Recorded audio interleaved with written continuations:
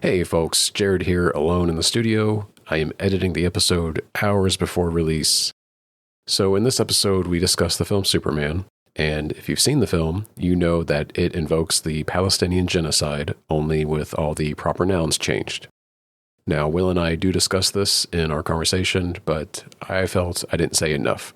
So if you'd please stay tuned, at the end of the episode, I have prepared a special statement. As always, thank you for listening, and enjoy the show. From a pocket dimension where we're hammering away on social media talking shit about Cape shit with the other monkeys, this is Debaser, a film podcast. I'm Jared Rusk, and I'm joined by my co-host, Will Taylor. On this show, we explore both new and familiar movies to bring you details and discussion about them as we decide if we will draft them for our own fictional boutique physical media label, all in an effort to debase the films and ourselves. Today's episode, a new direction for a major comic book franchise that's had a live-action film miss after miss for the last 45 years. A sometimes controversial writer and director, now at the helm, attempts to right the ship and forge a true competitor to Disney's Marvel Cinematic Universe. After the break, Will and I discuss James Gunn's Superman. Stay tuned. You gotta kick it off with a killer to grab attention. Then you gotta take it up a notch. The Matrix is everywhere. It is all around us. Who are you? I'm Shiva, the god of death. Cells. Interlinked. It's like people only do things because they get paid. And that's just really sad. Hashtag super shit. Will, before we officially get into it, Yes. years ago, in a past life, I was a bank teller. Yes, you were. And I had to shave every day. And I got rid of my long hair. It was a little longer than it is now, but not much. Mm-hmm. And I had a coworker who liked to tease, and he would call me Clark Kent because of the way my hair, and it's still a little styled like that now, but where it has like the little curl at the top there. Yeah. And you had that going on yesterday when we saw the other movie. Yeah, and it's unintentional. It's just like, especially by the end of the day, like my bangs like just kind of fall on my face right there. It's not even how I style it intentionally. And yeah, he would call me Clark Kent, and it would drive me crazy because I was like, I don't even like Clark Kent. I'm a Bruce Wayne stan. Which I'm sure they didn't. Did you ever say that to him? Oh yeah, I let him know. Oh, yeah, okay. but he didn't give a shit. He was just there to bully me. He was a funny guy, but also a real big piece of shit conservative. Makes sense. Had a humongous argument at the branch during the Trayvon Martin thing. Oh my God. Yeah, well, I should say the Trayvon Martin murder. Yeah. Let's just say he was the only person That's good. on George Zimmerman's side. Yeah. And me and the rest of the bank were like, you need to shut the fuck up. Big old piece of shit. Yeah. Funny guy, but also a piece of shit. So Makes sense. I'll beep out his name to keep him anonymous. But a fun story about him. He's a very big pro-gun conservative guy, right? Sure. But not real bright, as those people tend to be. Typical. And one weekend, he's like, "Oh man, I gotta patch a hole in my car." And I was like, "What do you mean? What happened?" Did He's he like, shoot a fucking... he was putting his gun away Yeah. in his like console Yeah. of his car, Yeah. between the driver's seat and the passenger seat. Mhm. And I guess dropped it and the safety was off and it fucking went off. And luckily it didn't hit anybody. It Thank just God. put a bunch of holes in his car.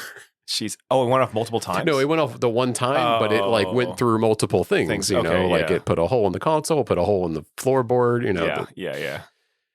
He got lucky. God. He got lucky. But he was one of those guys where when I would argue with him about, guns and just having a gun at all times and everything, because he was so mad he couldn't be strapped at the bank. Oh And he didn't understand why it wasn't appropriate, And he's like, what if someone walks in here and robs us? And we were all like, let them. It's money. That's what they just want the money. Just give them the money. It's Yeah. insured. It doesn't matter. Yeah. Like they teach you that when you become a teller, they're like, just do what they want. Just hand them the money. He wasn't paying attention. No, he wants to be the hero. He Of wants course. to stop it. Yeah. And because to him, the money is more important, even though it's insured. Nobody gives a shit. It's fine. Like, Yeah. Go rob a bank. the is what we're feds saying. will just give it back to the company that we work for. Like no one can. Yeah, I know. Clark Kent. Clark Kent. All this to say that you don't really give a shit about Superman. Is that what I'm understanding? No, actually. I do like Superman. He's just never really spoken to me in the way that Batman does. That's And understandable. like, I will say when I was younger, I didn't really get Superman. Sure. And also, I don't think a lot of other writers have. Mm-hmm. You know, the famous adage is that, oh, Superman's boring. He has no weaknesses. It's always, you know, he can do this, that, and da-da-da-da-da. That was me. Oh, Yeah, until recently? Until recently. Yeah. But it was when I started watching the, oh God, what's his name? The guy that did the Batman the Animated Series. Wasn't Justice League, right? Paul Dini. Paul Dini. Paul Dini is like, that's considered like his whole baby, like that whole DC animated thing. Yeah. Because he started Batman the Animated Series, and Right. there was the Adventures of Superman. That's right. And then they like put them together in the same block. And then there was Justice League and then Justice League Unlimited. An amazing run of shows. And then it spawned more and more and more. And then now they've been doing animated movies for like the last 20 years. Yeah. That Superman I thought was fantastic. Really liked it. And, you know, there's been some writers that have really done a great job. One off the top of my head is, you know, Grant Morrison, of course. And his All-Star Superman it's one of the all-time classics. All-Star Superman, the Grant Morrison run, some of the bits from that are not referenced, but like kind of Utilized taken, for this movie, for this apparently. movie. Yeah, that's what Alex was saying. Like, I believe Mark Waid's Superman for All Ages, I think is the name of it, is also used in this. And there's even a reference to Mark Waid in the movie too. oh, really? I didn't know Yeah, that. there's like something named after him in it. Oh, gotcha. They always do that with Yeah. comic book artists and writers. Alex would have been the one to honestly have on Oh, today yeah, because like after we got out of the theaters, he was like, man, that was such a great adaptation of like these different things. Like this one here is from this bit. And I'm not a DC comic books guy, and I'm definitely not a fucking Superman guy. So that was lost on me. But man, I fucking loved this movie. Yeah, yeah. I was really excited to see what kind of vision James Gunn was going to bring to this film, considering his Suicide Squad film was fucking fantastic. It was so good. And he's got this knack for making relatively unknown characters into household names, or at least like breathing new life into them, you know, like the Guardians of the Galaxy, even though apparently there is a contingent of, you know, Guardians of the Galaxy fans that read the comic books before their Marvelization and really hate what they did with Groot, Rocket, and Star-Lord, which I totally understand. Yeah. Because they were not always like that. But I feel like Gunn is a competent director. He knows what he's doing. Yeah, he's a seasoned filmmaker that knows what he's doing. Well, let's get into it because I got some stuff I want to talk about. Okay. So today's film is obviously Superman. It was released on July 7th, 2025, and it is available right now on HBO Max. That's kind of why we're discussing it, because my Blu-ray finally arrived last week. That's right, yeah. The film stars David Cornsweet. That's how you say it? Yeah. As Superman, or Clark Kent. Rachel Brosnahan, as Lois Lane. Nicholas Hoult as Lex Luthor. Eddie Gathegi. Yes, Edie Gathegi as Mr. Terrific. Anthony Carrigan as Metamorpho. Nathan Fillion as Green Lantern. And Isabella Merst as Hawkgirl. And you were telling me earlier she's also Dina in The Last of Us. Yes, and she was also 2. Dora the Explorer. Oh, in the live action one? The first live action one, yeah. Wow. So the film was written and directed by James Gunn. Gunn is famous for his role with the indie company Troma Entertainment, which is a production company that specializes in self-proclaimed B movies, often in the horror comedy genre. Did he not do the Toxic Avenger? I actually don't think he's attached to it because I was scrolling through his IMDb credits and that is not on there. I know he did Tromeo and Juliet. Yes, he did. Yeah. That's the one that I know. Yeah. He later went on to create the film Slither, which I've seen, which is quite famous. Very good. Super, yes, which I hated. You know what's funny is I liked it when I first saw it, but I've been hearing people who have seen it recently being like, "This movie is fucking awful," and like I get it, I understand. I just think it was really cool when they blew up Elliot Page's oh my god head. I thought it was. I was so excited for that movie. Yeah, and because like that was when like Kick-Ass was out too. Yeah, dark, edgy superhero movies were like all the rage. Yeah. There was Kick-Ass, there was Defender, yes. Defender, like all of these movies were coming out, and I saw the trailer for Super and I was like, oh hell yeah. Also had a crush on Elliot Page at the time. And then Oh boy. Yeah, that movie is Yikes. kind of wild when you think about it. Yep. Like in retrospect, yeah, I probably shouldn't have watched that. It's just, it just feels like poor taste. Yeah. You know, it revolves around a rape basically too, in like the worst way. It's bad. Yeah. Oh boy. And it's played for laughs, I mean, is the thing. Yeah, I know. Yeah. It's rough. What a world, man. Yeah. What was it, 2012, But I mean, 2011? If you're familiar with James Gunn's filmography, It's not shocking. No, 'cause it's not. Trauma makes, movies like that is the thing. Because I always would remind people when Guardians was big, and they're like, "Oh yeah, James Gunn," and I'm like, "Yeah, do you know about James Gunn? He makes some fucked up movies." It's always fun because I knew about all of his history before Guardians, and I was like, "Oh, what is he gonna sneak in? Mhm. What can't he get away with?" And that first one, very tame. That second one, he was able to distort everybody's faces during the warp bit and have group vomit, and it was like really grotesque. And there's eye stuff in every one of them too, right? Yeah. And then he kills so many people. Yeah. And also they slip in as many like curse words as they can for PG-13. The big one was when Ego reformed himself, and like he starts off as just like a brainstem and then creates a skeleton and then gets a musculature. And like for children, like it's a little really intense. Yeah, it's a little intense. Like graphically. I knew he's gonna do some shit. I knew it. He's gross. He's a gross guy. They fucking poke at a monster's like 2-story tall eyeball at this, and in this movie, it's gross. Even Superman winces, I think, too. Yeah, he does. He's like, there's got to be a better way to do this. Yeah. Also, he did Guardians of the Galaxy movies. Did you know that? No fucking way. That's crazy. Got fired after that second one. Then rehired. Back. Yeah. Do you remember why he was fired? Yeah, because somebody brought up old tweets about him raping a kid or some shit, right? It was. I don't know if it was about him doing it, but it was a rape joke about a child. Yeah. Back in like early days of Twitter, but it was there. Oh yeah. Yeah. People still pull shit up on all Twitter. The time. The biggest one is for like athletes because they were just like high school kids when they would post on like social media, especially early Twitter. Like this happens in like the NBA and the NFL all the time. And they'll pull up like an old tweet from like someone who's now a famous, professional athlete, and they're using like the F slur and like just saying some of the worst shit. 2008 was wild. Yeah, I don't want to like. I don't know any off the top of my head, so I don't want to just like start throwing out names out there and then getting the information wrong. But like, I know, what's the fucking guy that Taylor Swift is marrying? Travis Kelce. Has some old tweets out there. A lot of them are just wholesome though, and like, but make him look like a dumb jock, but like a nice dumb jock kind of thing. Because I know there's one about him feeding a squirrel and just being like, it's so wild. I can't remember if he has any like offensive ones that people dug up or not, but it doesn't matter. We're not La Culturistas. No. That's not why people tune in. So the premise of Superman is Superman must reconcile his alien Kryptonian heritage with his human upbringing as reporter Clark Kent. As the embodiment of truth, justice, and the human way, he soon finds himself in a world that views these as old-fashioned. Budget was, do you know this or do you want to guess? So hold on. The movie grossed $529 million, if I'm not mistaken, and the budget was $225. Damn, it just broke even.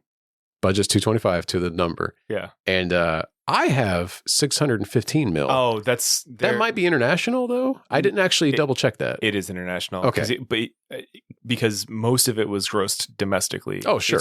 It's Superman. It struggled internationally. Yeah. Can you believe I got that budget down? Fucking pat. Yeah. Dude, I was watching because I don't know if you're gonna talk about like the Snyderverse like not controversy, but like, I figured we could discuss it a little bit. Yeah. But because I constantly saw people trying to show that this movie is a failure, I think I've got that number burned into my brain. Yeah.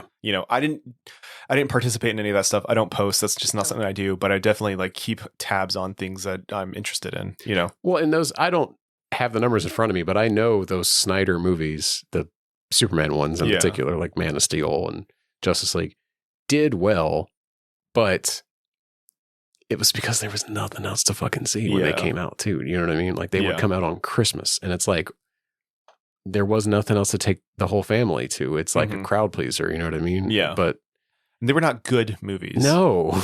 This is a good movie. They weren't, like, you could tell the studios weren't that proud of them, at least after Man of Steel. Yeah, after Man of Steel. Yeah. Warner Brothers put everything behind Man of Steel. Even Christopher Nolan put his name on it, for God's sakes. I remember. But yeah, you remember that first trailer where it's like a little kid, Clark Kent, running around in a field of wheat with the cape?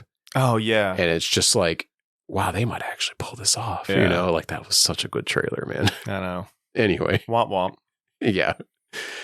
We had, how naive we were about what was to come. Time makes fools of us all, man. The film has an 83% on Rotten Tomatoes. Deserved. Which is, I think, the highest score for a live action Superman film since 1980. Yeah. Makes sense. Pretty sure that's right. Yeah. Because I looked up Superman 3 and 4's review scores, and they are abysmal.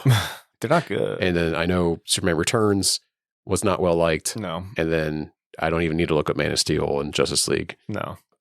So film critic Richard Lawson, formerly of Vanity Fair, unfortunately they laid him off recently. So fuck them. Is he freelance now, or does he have a new? I think he's looking for new employment. So somebody hire that man. He created Trolls, for God's sakes. He did not do that. That's a joke. Anyway, he gave Superman a positive review, saying, "It's a shrewdly balanced film, a mix of flippant merriment and real dramatic stakes. Gunn would have a much harder time selling his new approach had he not cast smartly. Fortunately, he's found an appealing Kal-El/Clark in his TV actor David Corenswet." Mm-hmm. What is he from? Bridgerton or something? No, he's not from Bridgerton. So he was in Pearl. Oh, that's right. She kills him. I've seen that clip. And he was also in a movie, if I'm not mistaken, it was called... Superman? He was in Superman. No, if I'm not mistaken, he was in a film called like the Strong Heart or something like that. It was a movie that had Mark Ruffalo in it. It was about the 1970s AIDS epidemic. Oh, wow. I want to see this. Does Mark Ruffalo play a reporter that yells at somebody and says, "They knew"? No, he's gay in it. Yeah, but does he do that? I think maybe, yeah. Okay. Yeah, I think that. Because you could make, there's a whole letterbox collection of like movies where Mark Ruffalo does that? Is an investigative reporter who yells "they knew." And they're just the best movies you'll ever watch. Was Zodiac one of those? Yeah, Zodiac's one. Go figure. What's the one about the Boston Globe and like finding out about the pedophile priest? Spotlight. Yeah, Spotlight. Incredible fucking movie. I forgot he was in that. There's one about him learning about 3M and the Teflon thing, you know. Or is it DuPont? Where they were poisoning the water. Anyway, okay.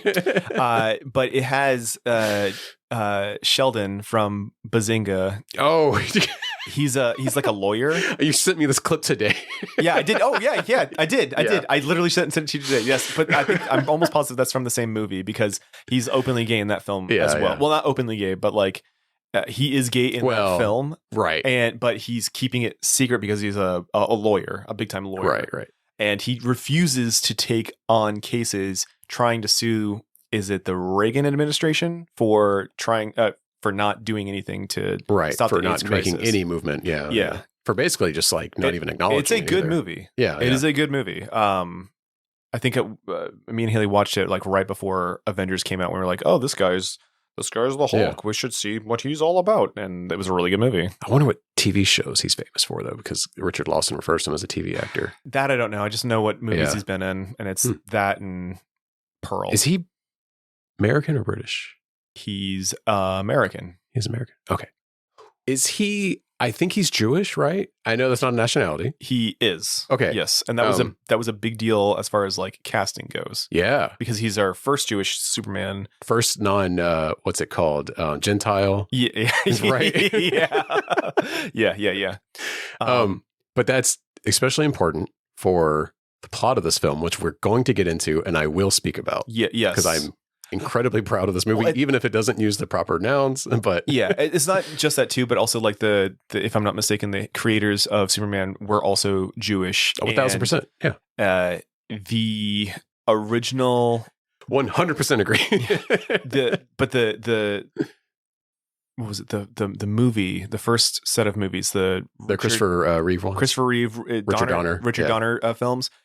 They changed.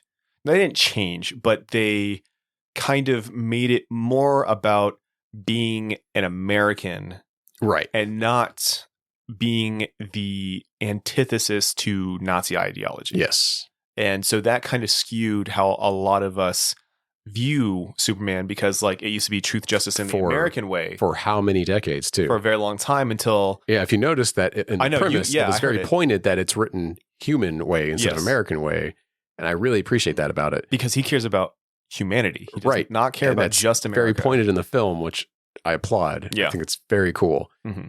Anyway, back to the reviews. Meanwhile, Adam Graham of Detroit News gave the film a C, writing, Gunn has plenty on his mind, but the movie doesn't congeal into a satisfying whole, leaving a mixed bag of comic book storytelling and modern commentary that isn't insightful or entertaining enough to get off the ground. Okay. I pulled that for the Contrarian's opinion. I know. I am not on board, but I did see a lot of negative reviews about it, where I was kind of like, wow, I could see this. I can understand some people being not fully, like, I can see a C. Yeah. But there were a lot of people that were just like, a lot of critics that were just like, it just didn't work for me. I understand that part of it was that it kind of feels disjointed. If that makes, there are parts in the movie. I'm not going to give it a C. I love this film. Yeah. There are parts in the film though that do feel like not. I don't even want to say not necessary, but do you think it's the James Gunn of it, where it kind of whips back and forth between dramatic tension and comedic? That could be it. Yeah, I know. Like one complaint is about Clark talking with Lois in Clark's apartment, and there's a giant space squid being whooped on in the background. Yeah. And some people are like, where he kind of blows it off, and he's like, "Oh, the Justice Gang's got it." Yeah, and people are like, "It's really fucking distracting." Like, I want to know what the fuck's going on out there. This is really fucking distracting. Like, why would you put this in the background? Why couldn't the focus be on them, without this fucking thing happening in the back? And it's weird. That didn't bother me, because when he wrote it off, I was like, I trust him at this point. Yeah, well, that's the whole point. Yeah. But I guess it's just not enough for people. I don't really know how to do it. But like, I remember like that being one of the complaints, and that kind of like stemming, or being, I guess, the penultimate example of like other things that were kind of like that, if that makes sense. Yeah. Maybe there's too much happening at once, and the focus is on places they didn't expect. Mm-hmm. So over on Letterboxd, David Sims of Blank Check Pod gave the film 4.5 stars, saying, Superman is real, and he is my friend. Additionally, Demi Adjuibe, a comedian that I love, gave the film... Actually, he did not give the film many stars, excuse me. But he wrote in his review on Letterboxd, "Oh, so I'm a bad guy for sending my baby away and telling him to fuck like crazy. Okay, yeah, I'm evil because my wife and I used our dying breath to tell our infant child he got a nut and some Earth girls. I was panicked because our planet was being destroyed, but okay, I guess you never misspoke under pressure, though. Guess you're fucking message maker of the year, huh? You smashed on that big red button and ain't one thought of Kryptonian baby cum ever running through your head because you're so perfect. I'm fucking sick of cancel culture." That's fantastic. You tell him, Bradley Cooper. That is so fantastic. I love it. That is Bradley Cooper, isn't it? It is. And I did not catch that until the credits. It's bothered me because like I didn't care to look it up because I don't give a shit. Yeah. I was like, that's fucking Bradley Cooper, is it not? It's straight up Bradley a guy who looks fucking just Cooper. like him. Yeah. Did you catch who the mother was? No, I didn't. She was in. Oh, you didn't watch Westworld, did you? No. She was one of the actresses in Westworld that dies off pretty early on. Oh, okay. But that's where I know her. Spoiler. Jeez. I guess I can't watch it now. Oh, you don't want to. Are there androids? What? Don't tell me that. That third season is so fucking bad. I hate it. I remember the scuttlebutt, and I was just like, well, I guess I'll get around to this eventually. Don't bother. Okay. I did grab 2. There was so much trivia that it did not fucking care about. So much nerd stuff, where it's like, this is actually Mr. Mixupix out there. And it's like, no one fucking cares, nerd. It's the first time Superman's had the yellow S on his cape since Superman 4, The Quest for Hope. Oh my God. They're not wrong. That's kind of crazy. Yeah. I hadn't considered that. That's wild. It's the first David Cornsweat insisted that he wear red briefs because he's like, well, I'm already an alien from outer space. Why wouldn't I? Yeah, but I love that. In the nerd voice or for real? For real. Oh, come on. I'm glad he's got the underwear on the outside. That's what I think about when I think about Superman. It's the Superman for Justice League.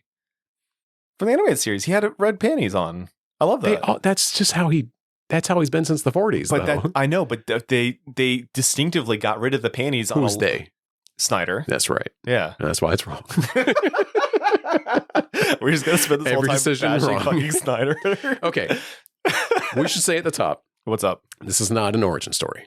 No, it's not. They just kind of gloss over Yes, they everything. did. Yeah. There's an opening salvo, right at the top. That's like 3,000 years ago, metahumans came to Earth. 30 years ago, Superman landed on Earth. 3 years ago, Superman revealed his existence to the world. 3 months ago, Clark Kent and Lois Lane started dating. Yeah. 3 days ago, Superman prevented Israel from invading Palestine. Basically, I don't remember the fake names of the countries. Invading Jarhanpur. Okay. Which, hold on, to your comment about Israel. I have a lot more to say about it. Don't worry. Baravia and Jarhanpur are older than Israel. Because they were in the comics. No fucking way. Yes, they were. Oh, that's so funny. They were made up prior. In the 40s. In the 40s. That's so funny. And then it's like 3 minutes ago, Superman just fought Ultraman and lost. Well, he fought the Hammer of Baravia. Oh, that's what it's called. And got his ass kicked. Okay. But it's also just Ultraman in a different suit. We find out later. It is Ultraman, okay. Yeah. And then it cuts to Superman crash landing in the Arctic. Yeah. All beaten up. And he calls for Crypto to come. Bold choice. Putting the fucking dog in the movie. Immediately goes to the dog. Yes. And instead of being a well-behaved, polite dog. This isn't the DC Super Pets movie. Right. It is. He's not Dwayne The Rock Johnson. He is basically my dog, completely unleashed, just unable to control, just a real nightmare of a fucking dog.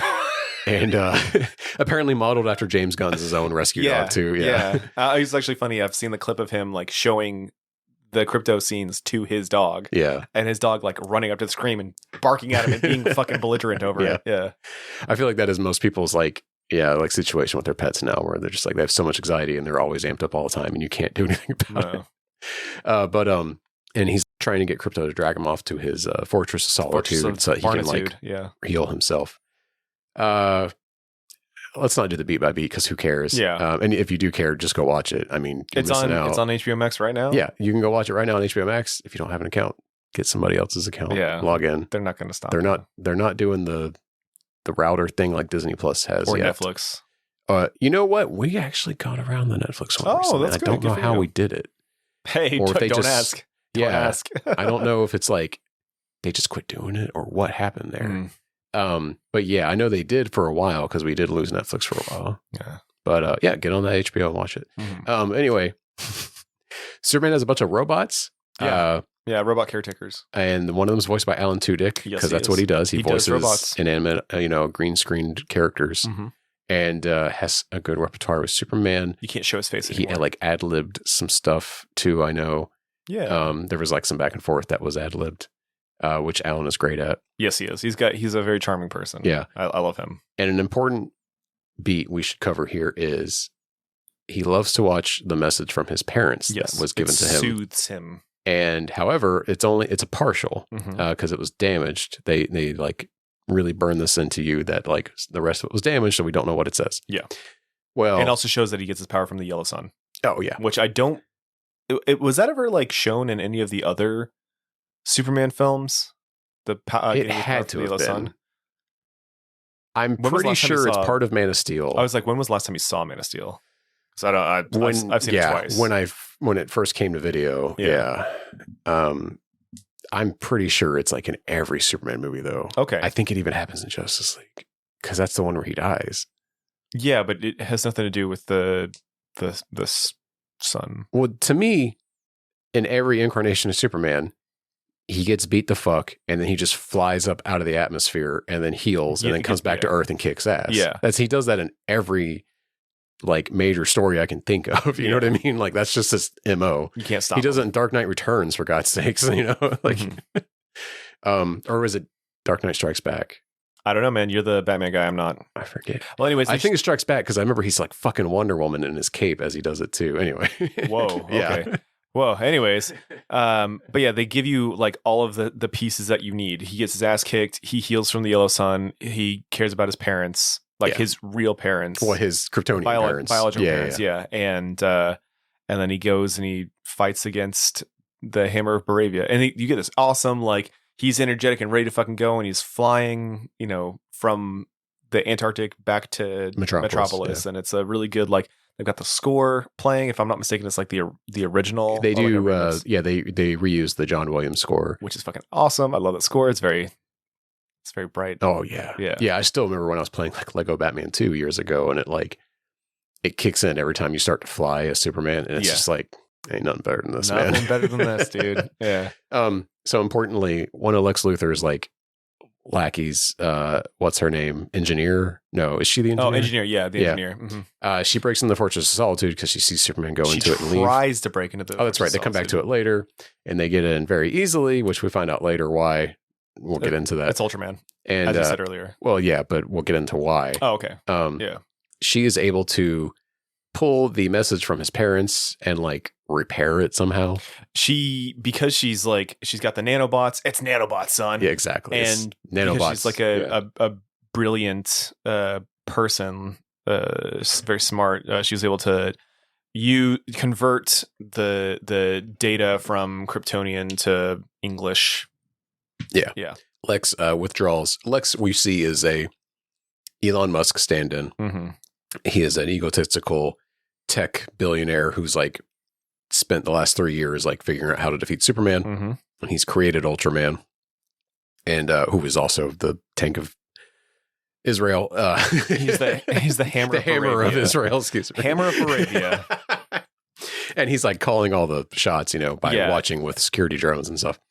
And but also all of that was a ruse so that he could follow Superman to his like Fortress of Solitude so he could figure out where it was. Mm-hmm. To keep him distracted long enough. Right. And he withdraws from the fight once Superman comes back. We also find out that there's like a falafel vendor that's a big fan of Superman. The people of the city love what he does. Yeah. He protects them. He is a good person. And when you put out kindness, you receive kindness. This person is a fan of Superman. He sees him getting his ass kicked. He says, hey, it's okay. I got you. You don't have to, you just chill. Here, have a falafel. I love you. Yeah. And it's just to show like the positive impact that Superman has on But Lex Luthor clocks that. Oh, man. yeah. He's like, oh, that's an informant. And he becomes important later. Yeah. It's funny. We saw that in the drive-in after I'd seen it in the theaters. I'm like, okay, hey, the movie is really good and child-friendly except for one part. And when we got to that part, I was like, hey, Ezra, look at me real quick. And then it happened. Haley was like, oh my God. Yeah, it's fucking monstrous. But it's pretty wild that it just happens. Yeah. I know. But anyways, continue. Damn. Anyway, yeah. So from there, what happens? So I think Superman goes to work as Clark Kent. And we meet the members of the Daily Planet. Mm-hmm. Gotta call out Skylar Gisondo, who is Jimmy Olsen. Yeah. Holy shit, I love this guy. Yeah. You probably know him if you watch The Family Gemstones. Yeah, Gemstones. He is the eldest son of Danny McBride in that movie, in the show. Oh my God, this kid.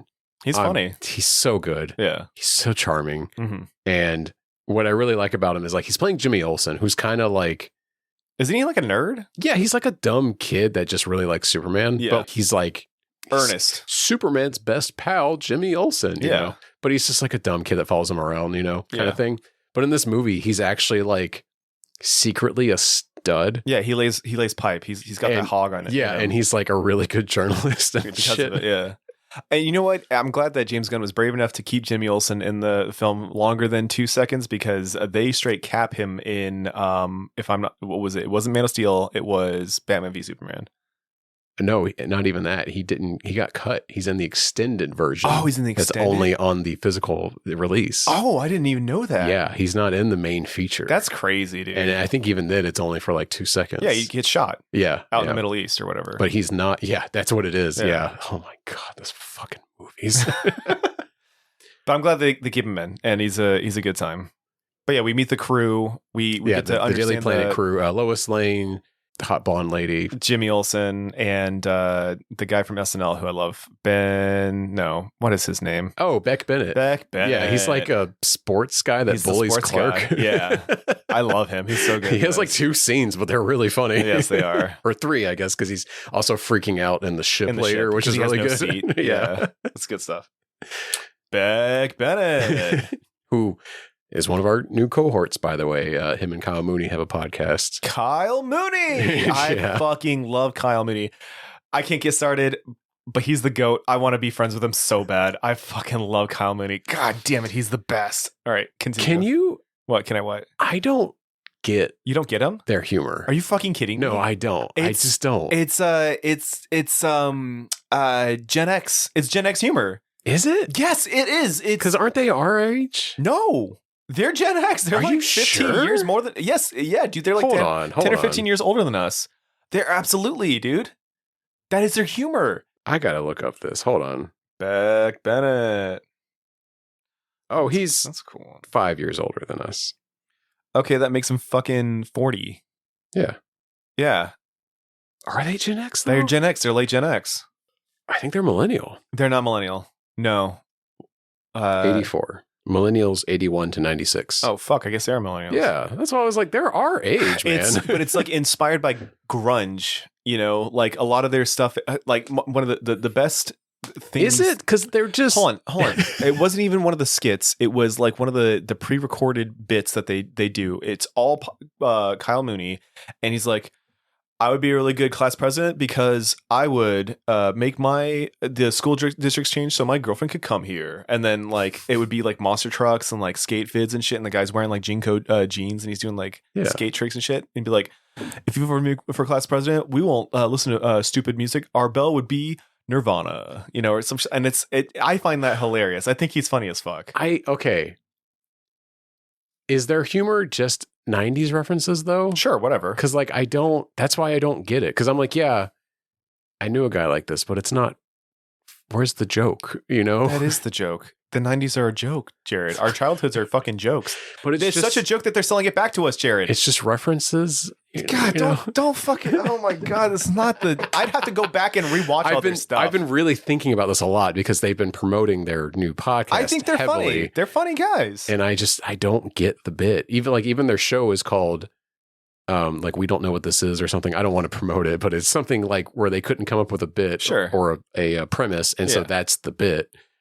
And so they just, every time they have a guest on, they're like, what should our show be is the thing. That's going to get real fucking old real fast. Kyle, I like Beck, and I like the one. I like them too. I don't dislike them to be clear, but I have been thinking lately, I'm like, do I get their shtick? Because like I really liked Kyle Mooney's movie, Brigsby Bear. I thought that was a good movie. Okay. I haven't seen that one. It's really good. I saw the other one, Y2K. Did he do that? He did. I haven't seen that one yet. Yeah. I heard it was okay. It was all right. I heard mixed things. It was okay. He's in it. I think he gets bisected too. Yeah. Isn't Fred Durst in it too? Yes, he is. That's cool. Wait, is it? Hands down. I mean, he was in I Saw the TV Glow, so that makes me think he's cool. Back up. Tell me what you're gonna do now. He was also. Never mind. I'm not gonna get into it. He was at Woodstock 99? No, what was it? That movie where they had John Travolta? No, he directed that movie, that's right, sir. He directed that. That's right. And they had the guy be like, "We used to get down to this shit," and it was fucking Limp Bizkit. It was cracking me up, man. I would never. You could not torture that out of me to have my kid have me tell my kid that and play some fucking Limp Make John Travolta play an autistic man in like the most offensive way possible. Yeah. Pip pip cheerio. We're talking about Superman. The tank of Israel beats Superman's ass, and he's now hanging out with his friends. Right. So he's at the Daily Planet. Superman agrees to be interviewed by Lois Lane, who's also his girlfriend, and she already knows, which is great. Yeah. They lay out all of this so fast. Yeah. So we don't have to worry about any of this crap. We're not getting Superman's dad standing out in the tornado being like, don't come save me. Yeah, not a Kevin Costner like, no son, let me die. Let me die. Your powers are too great. Jesus Christ. So it's great because they don't reveal right away that they're dating. Right. Because they're playing it up at work. And then when Lois Lane goes home that night, she's acting like, did someone break into my apartment? And then Clark's just in her kitchen cooking. And he's like, hey, I'm cooking for our 3rd month anniversary. And it's just like, they're just laying this shit out fast. It's so good. Yeah. But while they're having fun and whatnot, Lex Luthor breaks into the Fortress of Solitude and gets all the shit. Yeah. But Lois and Clark, I love that, have what starts as a like friendly interview, yes, and then quickly goes off the rails because Lois is asking the hard questions. Yes, and she is, and Clark feels, or Superman, I guess you could say, feels kind of attacked by it because criticized, right? Mainly because, and what is the point of contention right now, is that he fended off a country invading another country. Yes. Without, consulting the American government, I guess, and was basically acting on his own behalf. Yes. And this has caused tension because of the supervillain of that week is allegedly from that country. Yes, and he's causing mischief. And is coming to America to terrorize. Yeah, but as we know, it's Lex Luthor. Like, it's obviously like doing all of this. But Superman feels justified because he says that like nobody was going to do anything about them invading a country, like a defenseless country, and like I had to do something.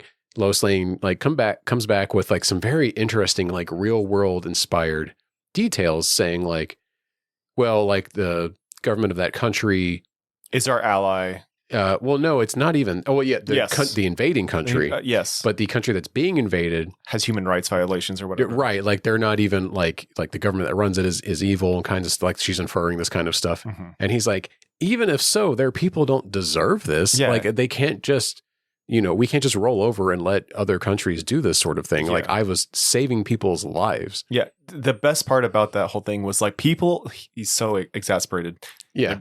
He's getting worked up, and you can tell he doesn't want to be with her. I'm definitely going to end up crying on this fucking show, just FYI. But he goes, people were going to die. Yeah. And he cares so much about life. And it's so good to see something like that, Yeah. Especially when the last 3 Superman movies were the antithesis of this. He kills Zod, dude. Yeah. Like, he doesn't care. And that was setting the tone for, like, what Snyder thought this universe should be. Is just dark, and like even Batman kills people. Yeah. Which I greatly, was frustrated by because I'm just like, he doesn't normally do that. It's not the right. thing, Like that's the whole thing. You know what I mean? Like he's not the Punisher. Yeah, he's not the Punisher. Like they have lines. Yeah. And that to them, that's what separates them from their villains. It's just nice to see the gift of life protected so vigorously by a character. It was nice. It was really nice. What I wanted to hear come out of Superman's mouth, because Lois Lane, I forget if she directly says this or if it's implied, but she's like, you didn't consult with like the American president about this. And I wanted Superman to be like, why should I ask the president what to do? I don't give a fuck what he has to say. Okay, Homelander. I don't. To me, that would imply even more that Superman is an agent of America when he isn't. And in fact, when they arrest him, they don't really get into the politics of this. No. But when they arrest him, he's like, you didn't read my rights. And they're like, you have no rights. You're an alien. And it's like, damn, they did him fucking dirty. But they're doing what our current administration is doing right now. Is like, going by the letter of the law and not the intent of the law and being as evil as fucking possible is the thing. You know what I mean? It's, oh God, it's so gross. It's crazy. Like when you think about some of the people when this movie came out was like, how did James Gunn time travel 2 years in the future to see all this? Right. It's crazy. Yeah. I mean, even more so with our next movie, but that's for later. Yeah. Oh my God, where are we? Okay, so he has a big fight with Lois. And he gets very heated and he's like, you know what? I should go. And they like basically just have a fight and he leaves. He does not do media training very well. Yeah. And also the online hate campaign. Oh, right. They referenced that. Yeah. And hashtag super shit, which like, James Gunn was like, I already know the Snyder fans are going to fucking bother me about this shit. So let's make them a part of the movie. Oh, they were from day one. Yeah, I know. So about this scene here. There is no lip service ever paid to the fact that Lois Lane is performing the ultimate act of conflict of interest here by sleeping with a source, number one. Number two, an interview subject. Number three, her coworker. Yeah. There's just so many things wrong here that are totally against the code of ethics for journalism. Okay. But she's punk rock, dude. She doesn't follow the rules. But the thing about her is that she is so strict about the rules, though, and isn't afraid to ask the hard questions, kind of thing. And it's like, well, she's violating a lot of ethics here. I think that she and they don't even pay lip service to this at all, which is weird because they normally do about a lot of stuff. He treats his alter ego as some other person, and I think in that capacity, she's interviewing the other person that does not exist, even though obviously it's the same person. But they're doing so much stuff during this interview that's like, this is why you don't do this too. Oh, you know what I mean? Where well, they're speaking off the record and referencing things that he's like, I don't like that. Don't reference that kind of thing. If anything, Jared, it just shows how bad of a reporter Clark is. Well, because he should know that stuff. That, and it's almost depending on the. I mean, fuck, dude, he's interviewing himself. Yeah, that too. But depending on the writer you follow too, there's also a running joke that Lois Lane's a terrible reporter. Oh, where is it? It's like a running bit in multiple things that she doesn't know how to spell. Oh, really? Yeah, it's like a running gag that she's actually really bad at her job. And that I didn't know that. Yeah, but like that almost feels misogynist. So I'm glad Gunn didn't go there with this one. Yeah, I'm glad they didn't touch on that at all. But you mentioned like she's punk rock or whatever, and like they kind of have like a back and forth about that, and of course it feeds into the song at the end of the movie, and his like pop punk fascination since he was a kid. But I feel like Lois Lane in this movie is like modeled after Janine Garofalo. Is that track for you, or is that just me? I cannot remember what she looks like. She's in Mystery Men. Watch the news very often. She's an actress and comedian. She was like a alternative comedian in the 90s, but she was the female lead in Mystery Men. I vaguely remember her, man. Her dad's head was the bowling ball. Yeah, no, I know. She was the bowler. No, I know what you're talking about. Yeah. I know which character it is. I had such a. I think I've mentioned this on the show before. I had such a crush on her growing up, and like you're going to see her and get why. Oh, her. Yeah. Are you laughing at my crush or me thinking Lois Lane's modeled after her in this? No. Both. I guess both. Yeah. In this picture right here, it's clearly. Yes. Yeah. Exactly. That's exactly what I'm talking about. But also, this picture makes me laugh because I it's like I got a type, right? Yeah. You crack me up. I love you, dude. I love you so much. I love you too, man. But yeah, I was getting that impression. I'm like, oh, like I think Gunn intentionally modeled her after like a Janine Garofalo kind of type for this. Yeah. And also I like that she's a little older too. Because Lois Lane in a lot of iterations has been early 20s, really early 20s. Yeah. And she's clearly in her 30s. Especially in Superman Returns, because she has a kid in Superman Returns. And she's like, I want to say early 20s in that. And it's like, okay, did Superman fuck her when she was 16? What the fuck happened? You know, like that doesn't make any fucking sense. Yeah. So I like that she's like, and I say older, she's still younger than me, just barely, but she is. And it's just like, well, that makes me feel better too. You know what I mean? It's like, okay. And it's nothing weird age-wise going on. Yeah. How old is David Gordon Sweat? He's in his 30s. Okay. So they're both in their early 30s then, right? Or is he 27? Fuck, he better not be fucking 27. No, he's the same age as Nick. Are you looking it up right now? I was trying. Oh, I got it now. Okay. Oh, he's 32 years here. Yeah. He's only 3 years younger than us. Yeah. Okay. That makes me feel better. I saw that. Okay. Oh, fuck. The guy from Glenn Powell. Yeah. Do you know how old he is? Don't tell me he's in his 20s. No, he's in his early 40s, right? Based on what he looks like, what do you think he is? He's 37. Oh, okay. You're 1 year over. Damn. Yeah. He's 36? Don't tell me that, dude. I look at myself in the mirror. But when I look at Glenn Powell, I think like, oh, this is a very hot 30 middle-aged man. Yeah. I was honestly thinking he was like 41. Oh, okay. And so when I found out he was 36, I was like, okay, I don't think I look as old as him, but he is hot. He's hot. Like he's really doing it. Yeah, so like he is. it also didn't make me feel bad. But also he's from Texas. He's got a great smile. So he's like a little bit more weathered maybe. How because gay of that. are we? No. How gay? Who cares? No. To even be worried about that is homophobic, I'm Will. not worried about it. I'm just asking the question. It doesn't know. You can okay. Alex offended me. Oh my God. You guys when he was offended that I wouldn't S a D. And I want to be on a record here. This is something you guys should hash out I think together. about the attractiveness of men all the time. Okay. And it's not something I'm totally okay with it. I'm not accusing you of anything, dude. I was just asking the question. You went there. How gay are we? I don't think you need to put a label on it or a number, even that's if you're looking for a scale here. That's fine. We're two men talking about what other men look like on a podcast. Okay. Nothing gay about that. Oh my god. Anyway, let me finish my thought. Yeah, go ahead. Learning that Glenn Powell is just a year older than me didn't make me freak out about my age. It was like, you know what? Okay.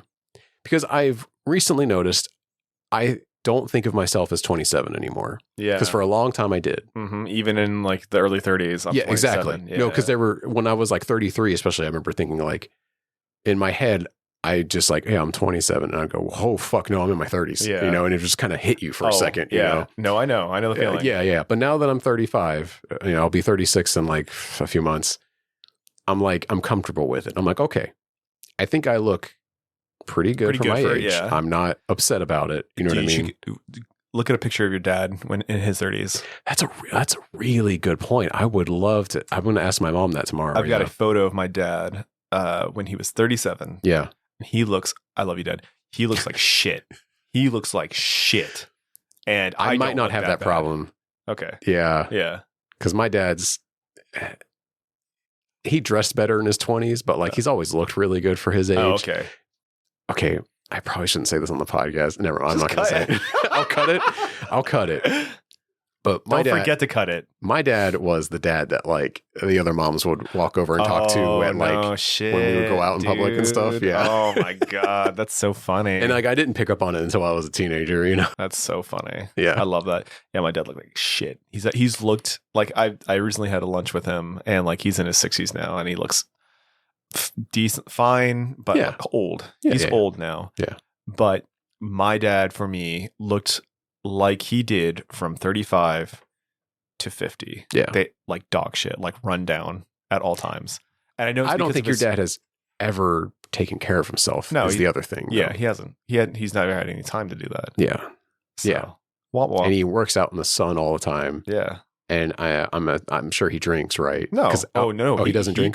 He quit drinking alcohol when I was still in my teens. Oh, good for him. Yeah. Well, I was going to say alcohol dries you out. Oh, yeah. That's why when you look at pictures from people like 50, 100 years ago and they look so much older, it's because they were drinking and smoking all the time. That's a huge factor about why our generation, I think, looks so much younger. Yeah. Also, part of it is like, we just look the way we do because have you seen that account that will take pictures of people from decades past and just give them like beards and longer hair and they're like, they look just like us. They just have different hairstyles. No, I've not seen that.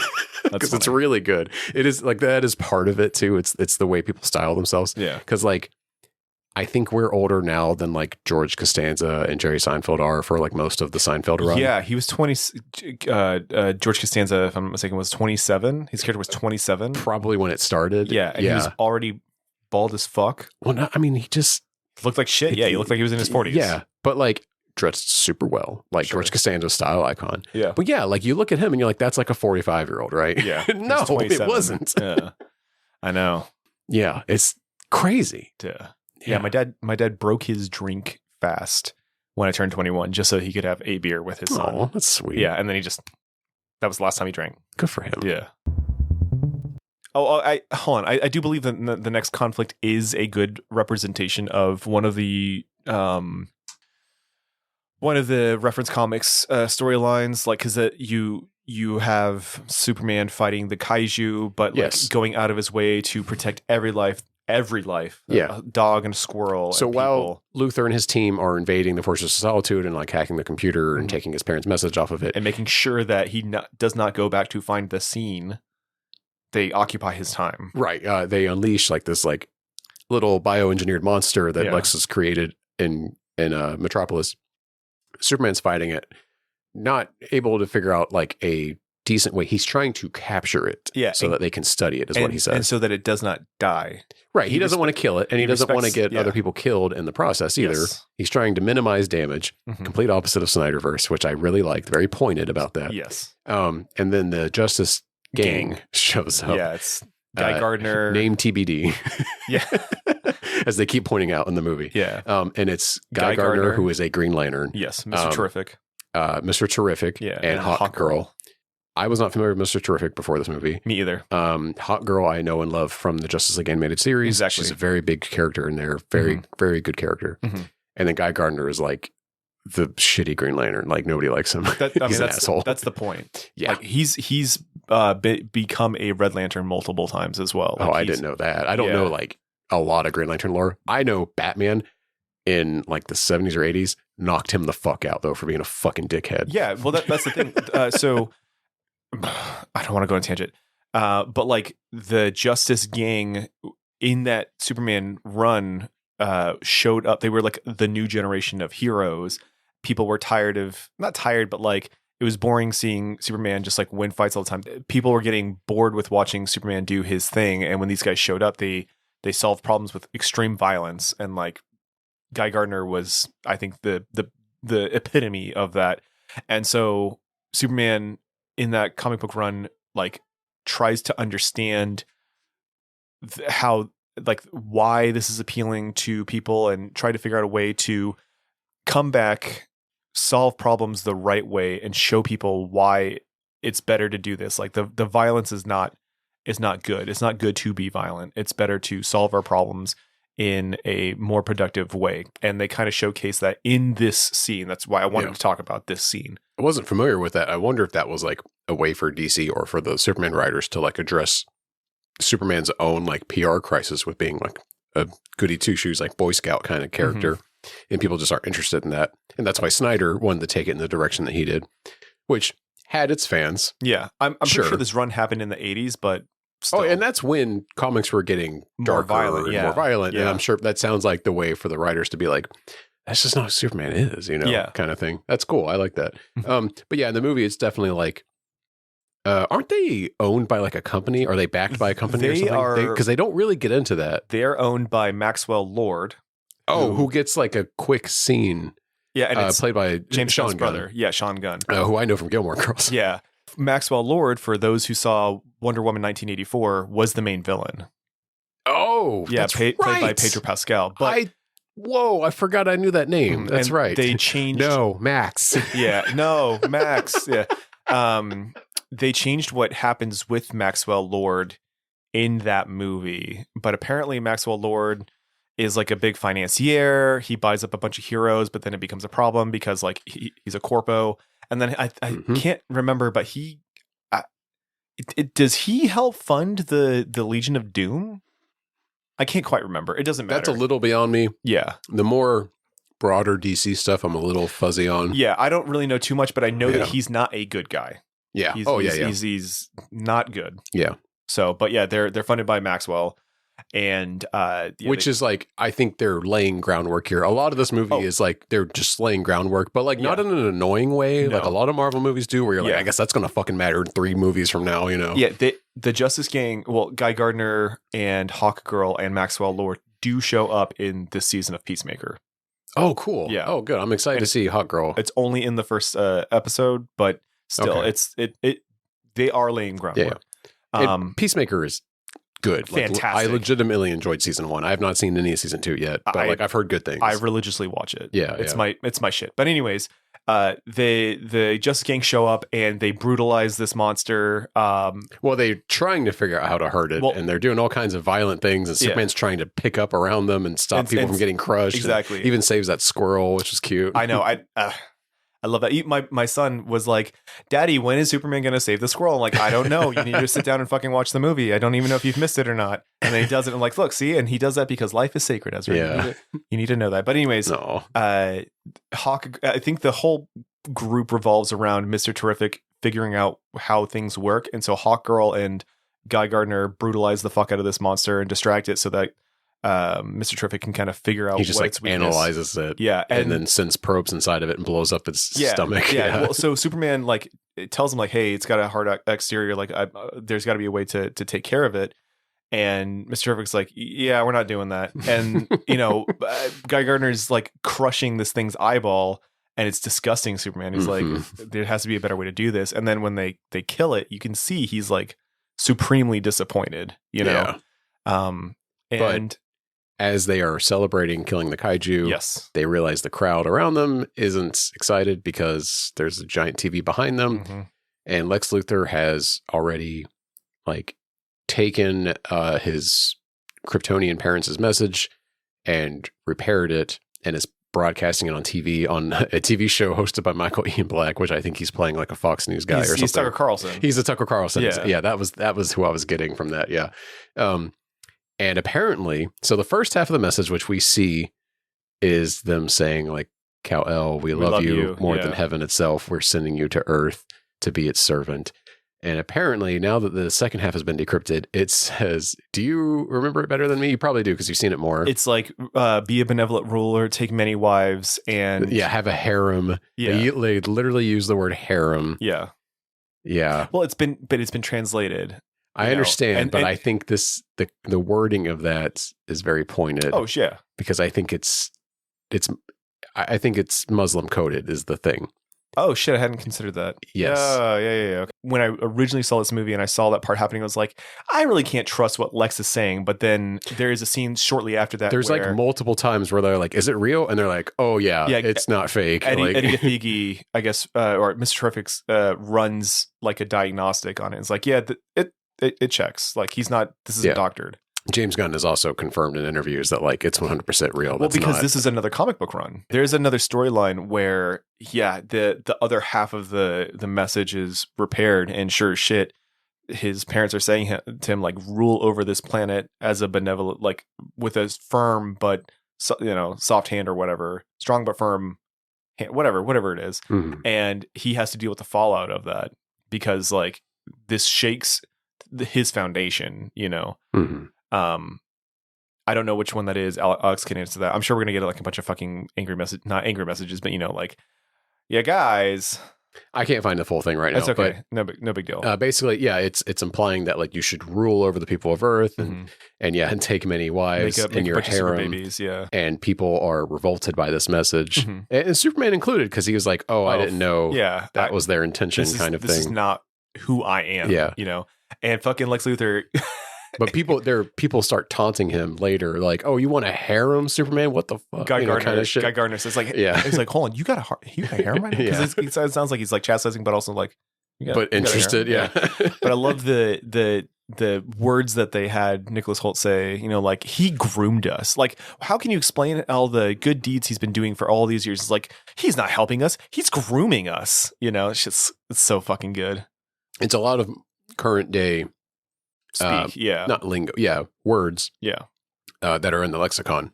That is fascinating. That they're utilizing that. It's so good. Yeah, it is so good. Now, to mention, what's up? Is this where we should talk about it? About what? Hang on. Let me. Where are we at in the plot? Superman's woke. Wow. So public opinion's turning against Superman. Yes. He's feeling very upset. And also, Crypto is missing because that's right. Lex Luthor kidnapped him when he broke into the Fortress of Solitude. That is true. And so he goes and like accuses Luthor of stealing crypto and goes viral because that Luthor's girlfriend, who's obsessed with Jimmy find out Olsen, later, records the whole confrontation where Superman like angrily confronts him about it. Because he gets rage baited. He plays he does. He does. You're right. Luthor's hands. Yeah. And so the American government put out a warrant for his arrest, and so he's turns himself in because he's like a good man. Yeah, and he's like, it's also the easiest way I can figure out where Crypto is, and he's alone right now, and I need to be with him, and that really like impresses Lois, which is nice. Scared. Yeah. Also, he tells Lois he loves her. Yeah, she does not say it back. This is the same scene where there's a fucking space monster getting fucked up by the Justice King. And that was the teaser poster when this was first. Oh, was it? Yeah. I didn't realize that. It was him taking off or putting on his boots, and then the window behind him there's like a giant monster. Oh, yeah. Okay. And people were like, "Oh, is this saying like he doesn't care about it, or he's getting suited up to go fight it?" Because it looked like he was melancholy in the poster. I remember too. You know. And then we get the great scene where Rick Flag Sr., because Rick Flag is dead, arrests Superman when he turns himself in. He gets like smashed into the fucking ground. Yep, that's right. Which is very reminiscent of a lot of the fucking ICE videos that we've been seeing recently. And I think when it was written of like George Floyd sort of thing where, you remember that like 81-year-old dude that got pushed to the ground and started bleeding from his fucking ear? Oh yeah. That's disgusting. Right. Yeah. Absolutely disgusting. Yep. And then the guy that one of Tim Pool's reporters, fuck that guy, but they recorded that ICE agent slamming that guy's wife to the ground. And the guy got suspended. Yeah. Oh. Nope, he's back. Fuck. He's already back on the force. Yeah, I saw that today. Disgusting. I know. Absolutely disgusting. But anyway, using a lot of modern imagery, which is very smart. Mm-hmm. Superman gets police brutality. Yeah. And then that's when I referenced a scene earlier, but he asked for his rights and they're like, you're an alien. You don't get any rights. Yeah.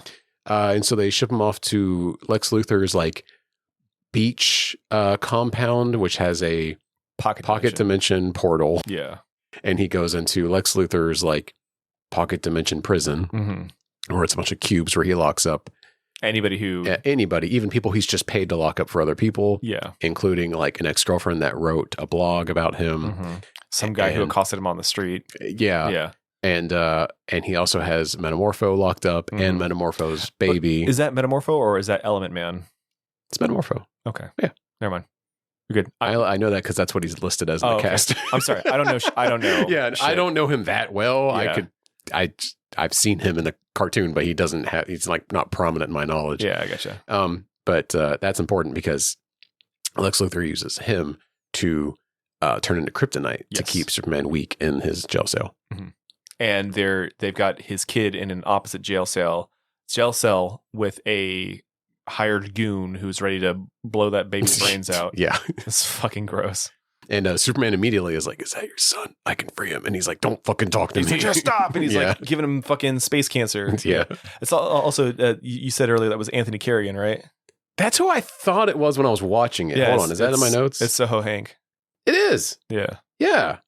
Oh, good for him. I love him. Second best character out of Barry. He was Zaz in Gotham. Was he? Yeah. That makes sense. That like CW show. Yeah. I will not watch that. But okay. Well, I mean, he's Victor Zaz. He looks like Zaz. If you think just about it. because he has alopecia. Yeah, you just put a bunch of scars on him and he's good to go. Yeah, but Zaz is like a serial killer. Yeah. Yeah. Anthony's too nice. I love him. I don't know what to tell you. Oh, hi, Barry. Oh, hi. I love when it'd be super cool if. God, I want to rewatch Barry. It's such a good show. Did you watch the last season? Yeah, it's good. I think I did. That show's so good. The show's so good. My God, that show's so. I know. What were we talking about? Oh yeah. So hang on, I'll figure out where we're at. Hold on. No, he goes missing, and Lois Lane goes and costs the Justice Gang. She's like, we got to find Superman. They're like, well, he got arrested. We can't exactly meddle in that, And Mr. Terrific is like, because they're owned by a dude who. Well, yeah, that, and they don't want to get involved with the U.S. government because they're like, he's technically being held by the U.S. government. We can't get involved in that. Yeah. The politics are bad. But Mr. Terrific's like, you know what? Fuck it. I want to know. I'm curious. Which I appreciate.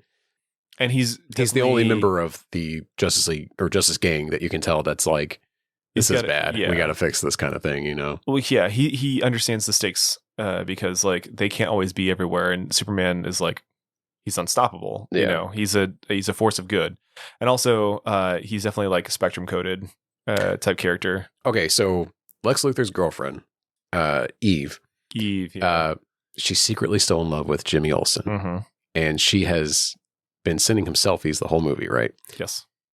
What we haven't picked up on is she knowingly doing this, by the way? Because I think that is the implication, right? Okay, she's knowingly doing it, giving away Lex Luthor's plans to Jimmy the whole movie, by including like information in the background of her selfies. And Jimmy doesn't put it together because he doesn't want anything to do with her because he's disgusted by her. It's just really shrimp fun. Toes. Monster toes, I think, is what she's. Shrimp toes. Oh, in his contacts list, she's listed as shrimp toes. I thought it was monster toes. Shrimp toes. Okay. I'm willing to slap bet on that one. I've seen the movie 4 times. Are you really going to look it up? You are on the spectrum. You are so adamant about this. Shrimp toes, yeah. I'll fucking slap bet you. Hey guys, if you hear a smack earlier, it's my hand meeting Jared's face at a high velocity. But yeah, she's sending him a bunch of oh no, it's not monster toes. Ain't no fucking way. What do you want, an image or in writing? I want an image because it's his phone. It's in his phone. You can see it. We're both wrong, but I'm closer. Oh, fuck off. It's mutant toes. Oh, fuck off. Whatever. We're both wrong. Hey, okay, here. You reach your hand out, and then I'll reach my hand out. Will we slap each other's hands? No, we're going to slap each other's faces with our hands. That's worse. At the same time. Yeah, it's mutant toes. Oh, whoops, my bad. Because I knew it was an M word. Oh, I don't know stuff. You can't say the M word anymore. You can't do it. They outlawed it They took it away from us. They told you can't say the M word. Disney bought up the rights. They said they used to let you, as long as you don't say a hard R. Yeah, now it's not at all. They own Fox, 21st Century Fox. They own the word mutant. You can't say mutant anymore. They say it's a dirty word. You can't say it. It's disgusting, but you know what? I'm gonna say it. I'm gonna come. Anyways. Should that stay in? Yeah, absolutely. Yeah, okay. It is 8:40. I know one of us is getting very tired. We're getting lippy. Okay, let's run through this. It doesn't matter. She's sending him information. He's not putting it together, but he meets her on the street and is like, "Hey, I need you to." I'll blow past it faster. Jimmy figures out that Lex Luthor is helping Israel invade Palestine so that he can get half of Palestine and rule over it like a king. Yes. And he was selling weapons at a discount to Israel for that reason. Yeah. And then they go to blow that open, and Superman Lex Luthor like interrogates the falafel guy, or interrogates Superman by threatening to kill the falafel guy by playing Russian roulette with him. Yeah. Kills him by the second click. Shot, and which is the most shocking thing in the movie, probably. Honestly, it's very jarring. And I remember being in the theater and that happening. I was like, I jumped first and foremost, and then like you can see the absolute fucking sorrow on Cornswood's face. He sells it better than Superman, or I'm sorry, Anthony Corrigan. I think sells it better. Sure, I mean, well, kind of. Yeah, I don't know. I think Cornswood is a really good. No, he's for Superman. He is really good. He is Superman. But yes, not that I had any problems with Cavill, honestly. No, I didn't either. Cavill was good casting, I think. He was squandered. His talent was squandered. But yes, you're right. Metamorpho is also like very distraught about it, but he's distraught about it in a different way.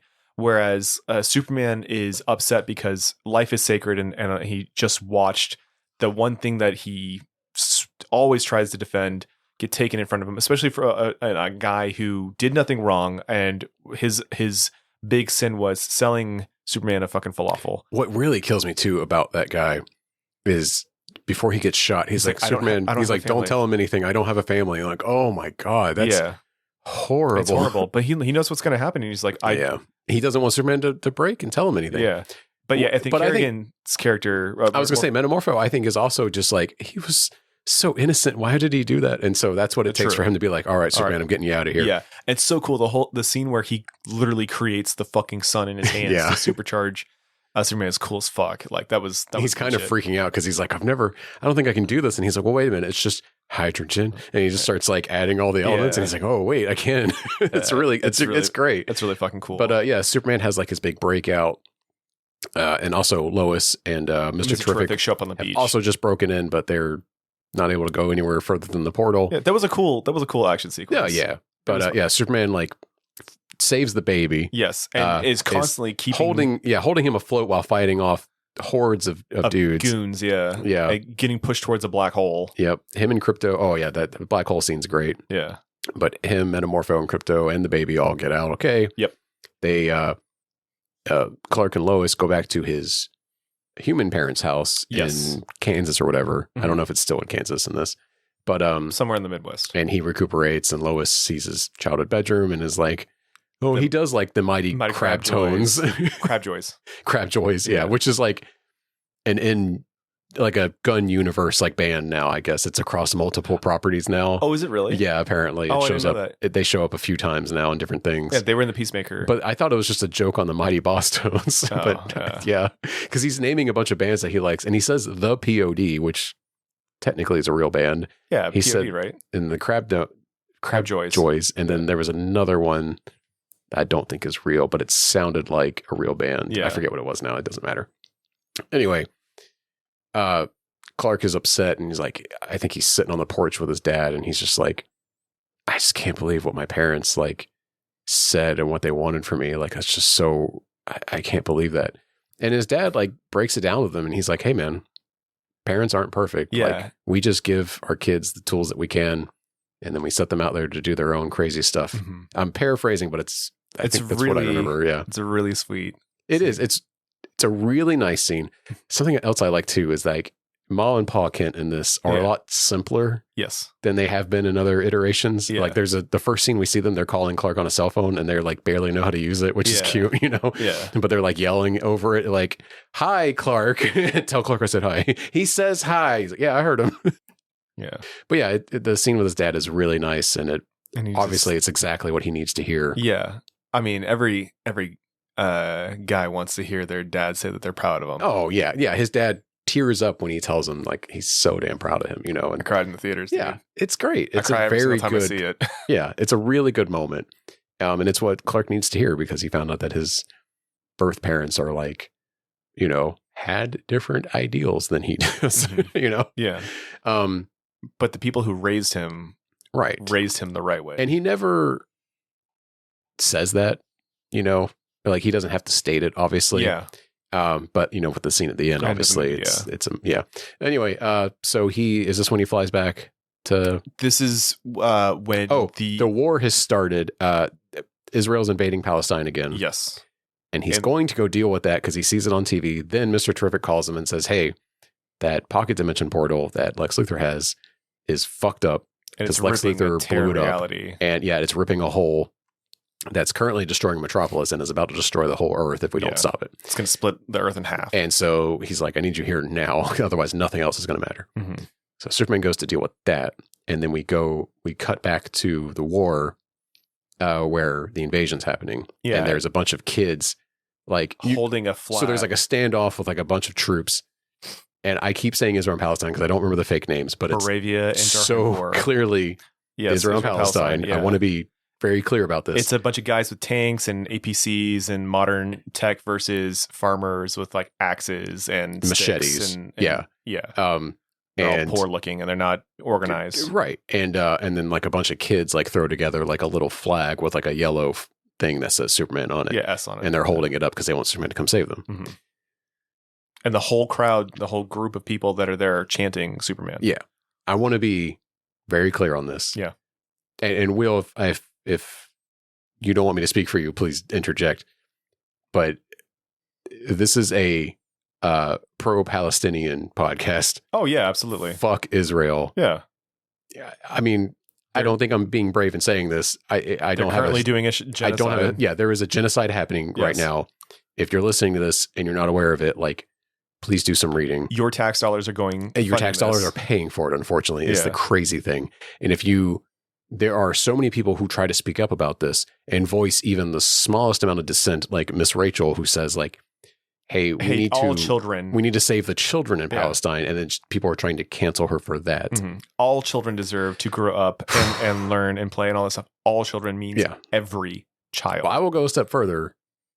Fuck Israel. Yeah. They are invading Palestine and killing indiscriminately. Netanyahu's a war criminal. Exactly. Founded by the ICC. There is a Netanyahu stand-in in this movie. He's not. He's Ben Gvir.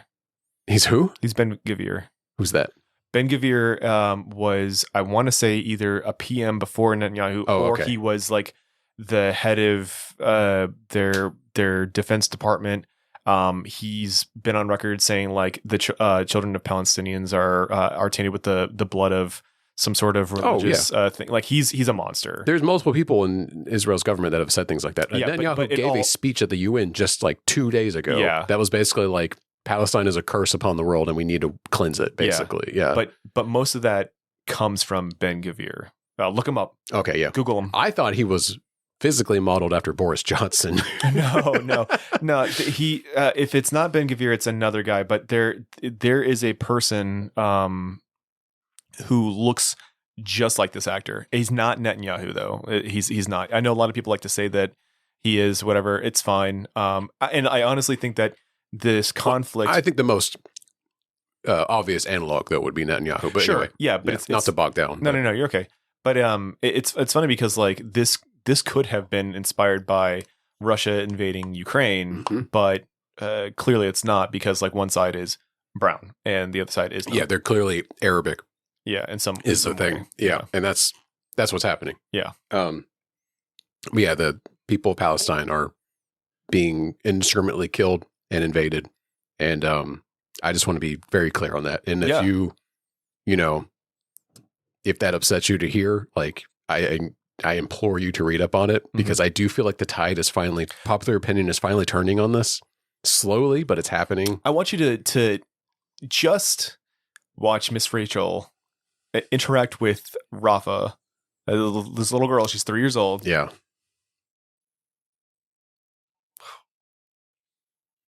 It is so upsetting. Yeah. It is.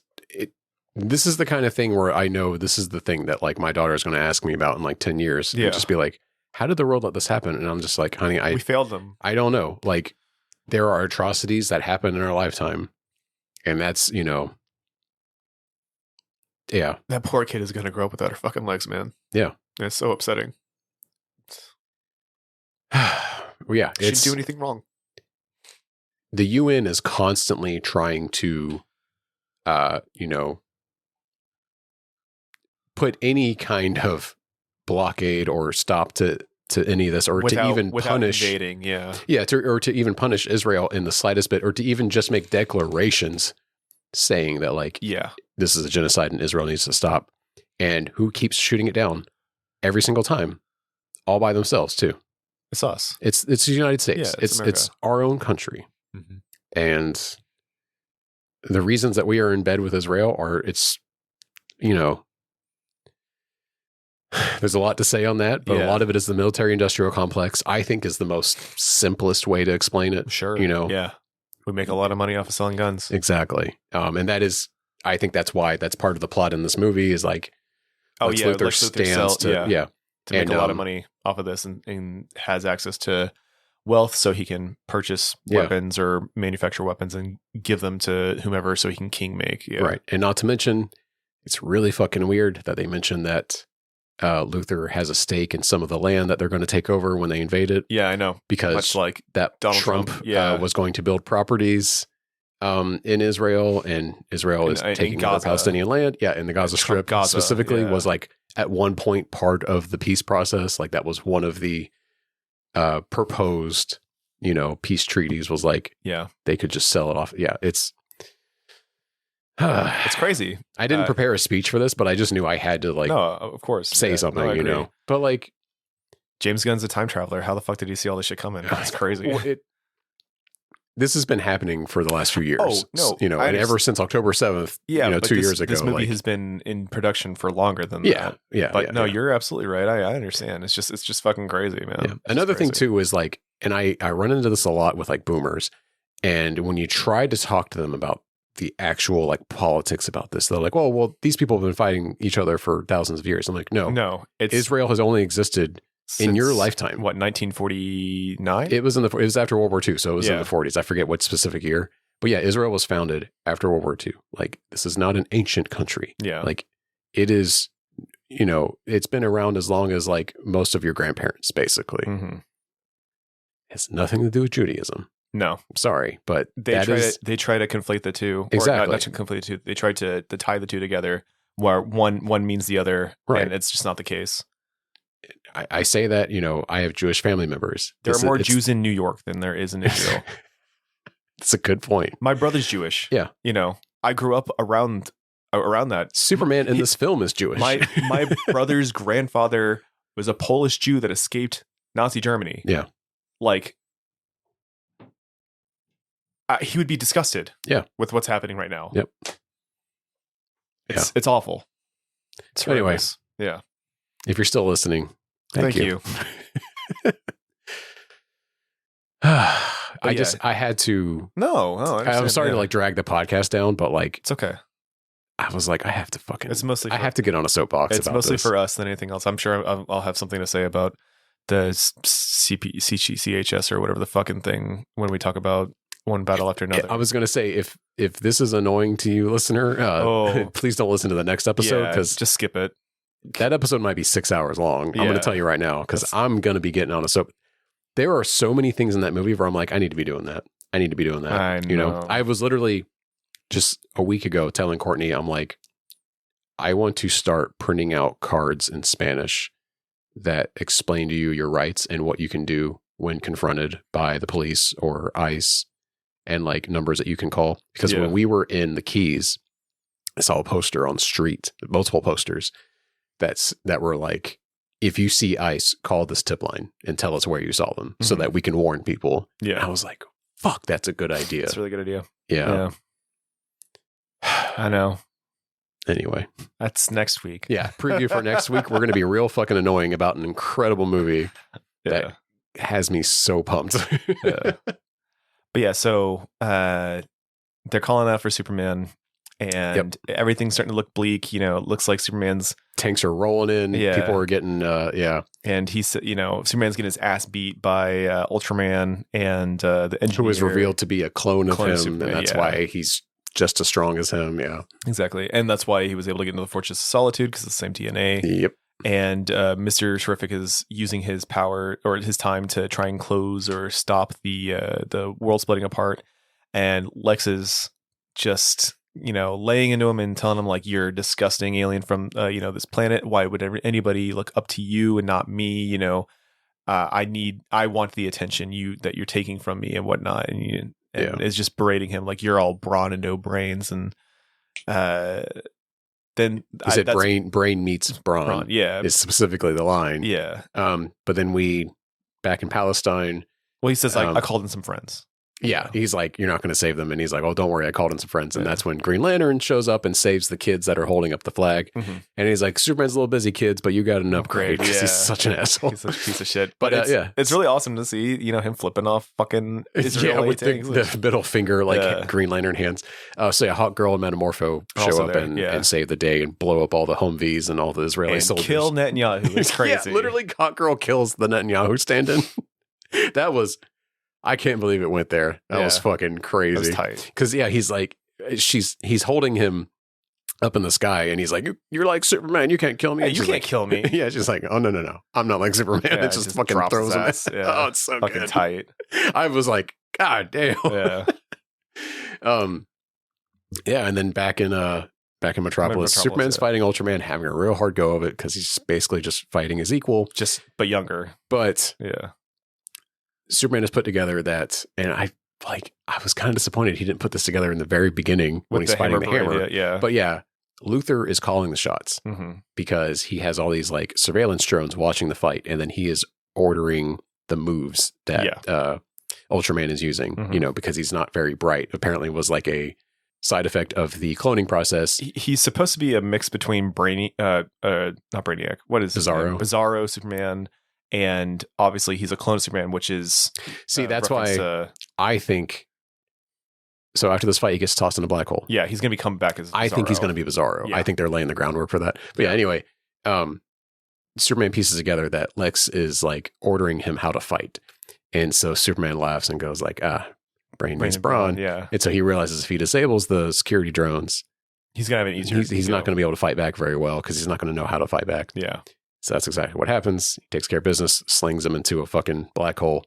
Mr. Terrific chastises him for playing around. And he's like, I'm not playing around. He just popped his arm back into place, you know. They fly into Lex Luthor's like little command module. And this is where Superman gives his monologue to Lex right in front of the sun. Very distracting. You cannot fucking see. Yeah. Very distracting. Yeah. It's a choice. It's the best take they got, I think. But like, it wasn't. It's intentional. Oh, the sun behind him. There's no way that wasn't intentional. He's the bright light, dude. He's the bright light in the shadow. But it's so distracting. I know. And like, I've seen memes online where it's like, it cuts to Lex and he's like, oh, what the fuck? You know, he can't see. You know? Yeah. But so Superman like basically slams Lex against the wall and he's like, I'm human, man. Like, I fuck up all the time. And that is what it's like to be human. But he's like, I wake up every day and I don't know what I'm going to do. But like, I try hard, you know, like I do the best thing that I can do every day. And I think that makes me just as human. And you know, it's a really good monologue. It's very uplifting. And it kind of speaks to like, I think the tenet of what James Gunn thinks Superman is and should be. And which honestly is refreshing because it's more true to the character, I think, in tone than obviously like the Zack Snyder Superman ever was. And I hate to keep harping on that, but like, no, it needs to be harped on. Needed to be done is the thing. Cause like that was the Superman we had for so long and it was so dour and dreary and antithetical to like the Superman that is and was, you know. I want to read my favorite version of his monologue. Oh, please. Yeah. That is when you've always been wrong about me, bestie. I'm as baby a girl as anyone. I eat. I get tummy aches. I wake up every morning, and despite not knowing what to do, I have a little treat, and I try to make the best choice I can. I get anxious all the time, but that is being just a girl, and that's my greatest strength. Very nice. It's my favorite one. I like it when he says, I eep. It cracks me up. But yeah, they're able to shut down the portal. Mhm. And Mr. Terrific does some computer hacking, I guess. He uses that big old brain of his. He shoves an annoying mustache guy out of the way and does it. I have a coworker who looks just like him. Who is that guy? I don't know. He got a lot of fucking screen time. He did. I have a coworker that looks just like him. That's it's so weird. Fucking weird. Yeah. And I'm going to ask him about it in November when I see him again, because I know he's going to be another character. I'm going to be like, hey, were you in Superman? We didn't mention the fact that, because I referenced this in my intro, but like it's revealed that Lex has like a team of monkeys that are his bot army online, like talking shit about Superman on social media. It's the Snyder stands. Yeah. So what does he do with Lex here? I forget. Lex thinks that like he can't be touched. He's not going to go to jail. And then the report that Lois put together with Jimmy and the rest of the crew, and they publish like on board the spaceship, basically proves that he was in league instigating with the Baravian conflict with Jarhanpur. Yeah, which Israeli conflict gets him labeled Palestine. as a traitor. And so now he's an enemy of the American government. Yeah. And so they arrest him. And send him to Belle Reve, which is very important. Is it like the Arkham of Metropolis, I guess? Belle Reve is the Louisiana whatchamacallit, facility that houses the Suicide Squad. That's where Amanda Waller, but remember, this takes place in the Suicide Squad movie universe, and Amanda Waller is no longer the head of Belle Reve. Okay. But yes, this is where also the Creature Commandos are currently, which is a great show as well. Okay. Yeah. Yeah, they go back to the Pocket Universe and free everybody there. Yes. Including Lex Luthor's girlfriend, or ex-girlfriend, I guess. Lois confesses that she also loves Clark while they embrace in a mall while giving an interview, quote unquote. I love how what's the chief? The chief, yeah. What's his name? The head of the Daily Bugle. Not Daily Bugle. That's Spider-Man. Yeah, the Daily Planet. I have no idea. I knew his name from Lois and Clark. But anyway, no idea. He immediately sees them run off, and he's like, "How long they've been together?" And Jimmy goes, "I think about 3 months." Yeah, which I'm so glad that they're not dumb. You know, the Lawrence Fishburne character. He was Lawrence Fishburne in the. He Snyderverse. Was in the Snyderverse. Yeah. That's right. Yeah. Wow, what a waste of a cast, man. I mean, there was a lot of wastes of people. I'm glad Larry got a check. He fucking wasted the guy who plays Zod, Shane. Oh my God, Michael Shannon. Michael Shannon. That's right. I know. I saw an interview where Michael Shannon was like, you know, I really respect Zack Snyder, and you know, I really liked what he wanted to do with that character. But yeah, you know, that movie's not for everybody. He's like he's very polite about it. Yeah. But like everybody has really nice things to say about working with Zack Snyder. So at least he's not an asshole. Yeah. You know, do I like his movies? Nope. No. But like, if you're a listener of the podcast, you would know that. I guess he's in person, he's a stand-up guy. So I'm glad to hear it, you know? Yeah. He's also like insane about working out, I know, is a big thing. And like he got, oh my God, what is his name? Not Gene Simmons. What the fuck are you talking about? What are you talking The guy from Whiplash. Oh, J.K. Simmons. J.K. Simmons. Yeah. He got J.K. Simmons like fucking ripped. Because he's one of those guys where he's like religious about working out. Yeah. You know? Yeah. And like he gets all his actors to just work out all the time. And he's like crazy about it. Yeah. It's like he's like a very cultish about it. A weirdo about that shit, yeah. Yeah. And that always strikes me as like manosphere, like weird red pill shit. You know what I mean? But he likes Ayn Rand, dude. I know. I know you know. You gotta say Ayn. I know. Ayn Rand. Ayn Rand, whatever. Whatever. I don't respect her. I only know that because of Party Down too. Hey man, what's Ayn Rand-esque mean? What a good show. All right, well, Superman's recovering in the Fortress of Solitude at the end. The robots are all back. They rebuilt the fortress. And, you know, the Alan Tudyk robot goes, you know, would you like me to put on the footage of your parents? Hold on. You're missing Millie Alcock as Supergirl. Oh, that's right. Supergirl shows up and She's like, thanks for watching my dog, bitch. Yeah. And we're going Which got a literal doll drop out of me. And I'm a little worried my daughter's going to start saying bitch now because she saw that part. Because I think she said it right afterwards. I heard her say, watch my dog, bitch. I was like, excuse me? That's great. That's so fucking funny. Was not expecting that, though. I cannot wait for that movie. I'm so excited about that. But yeah, and then Alan Tudyk. Teases him, because he teases him throughout the whole movie about this. But like, it comforts him to watch the footage of his parents.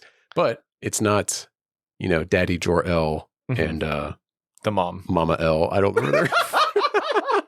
It's a comic book character woman. We don't care. It's Ma and Pa Kent. Yeah, and a bunch of footage of him as like a toddler with them, which is fucking great. Dude. I love the scene, dude. Because I'm a punk rocker. Yes, I am. It hits really hard. Like, did I have this song, run into the ground because of like Instagram reels? Yes. But is it still a good song? Also, yes. Yeah. And it's really cute that it ties into his conversation with Lois about I'm punk rock, kind of thing. She specifically says like you find the good in every person that you meet, and you're just very kind, and I feel like that makes you naive. And he goes, well, I think that makes me punk rock. Yeah. Because that's against what society expects of all of us, to be cynical and how do you say, not selfish, but like inward. We should all be kind. We should all look out for each other. We are all humans, and we should strive to be better than what society thinks that we should be. And that's punk rock. Yeah. You got a bunch of trivia. Oh wait, you don't give a shit. Bunch, just a little bit. So now that we have like a new DC universe set up, do we think Batman and Superman are going to meet in a movie again? I'm hoping so, but if I'm not mistaken, James Gunn has stated that the Matt Reeves Batman is not.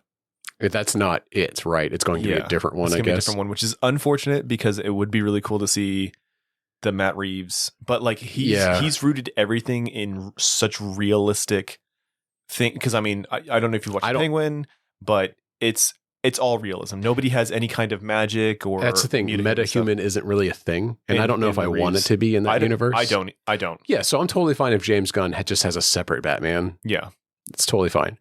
What I want is for them not to have to fight, because that sucks. No, I don't want them to fight either. I want them to be. They're both forces of good. They should be able to work with each other.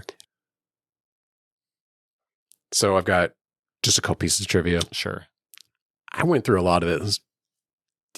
There's so much to read out there. Oh, yeah. If you're really a big comic book guy, you can have a lot of fun. I'm not going to do that here. That's not what this is.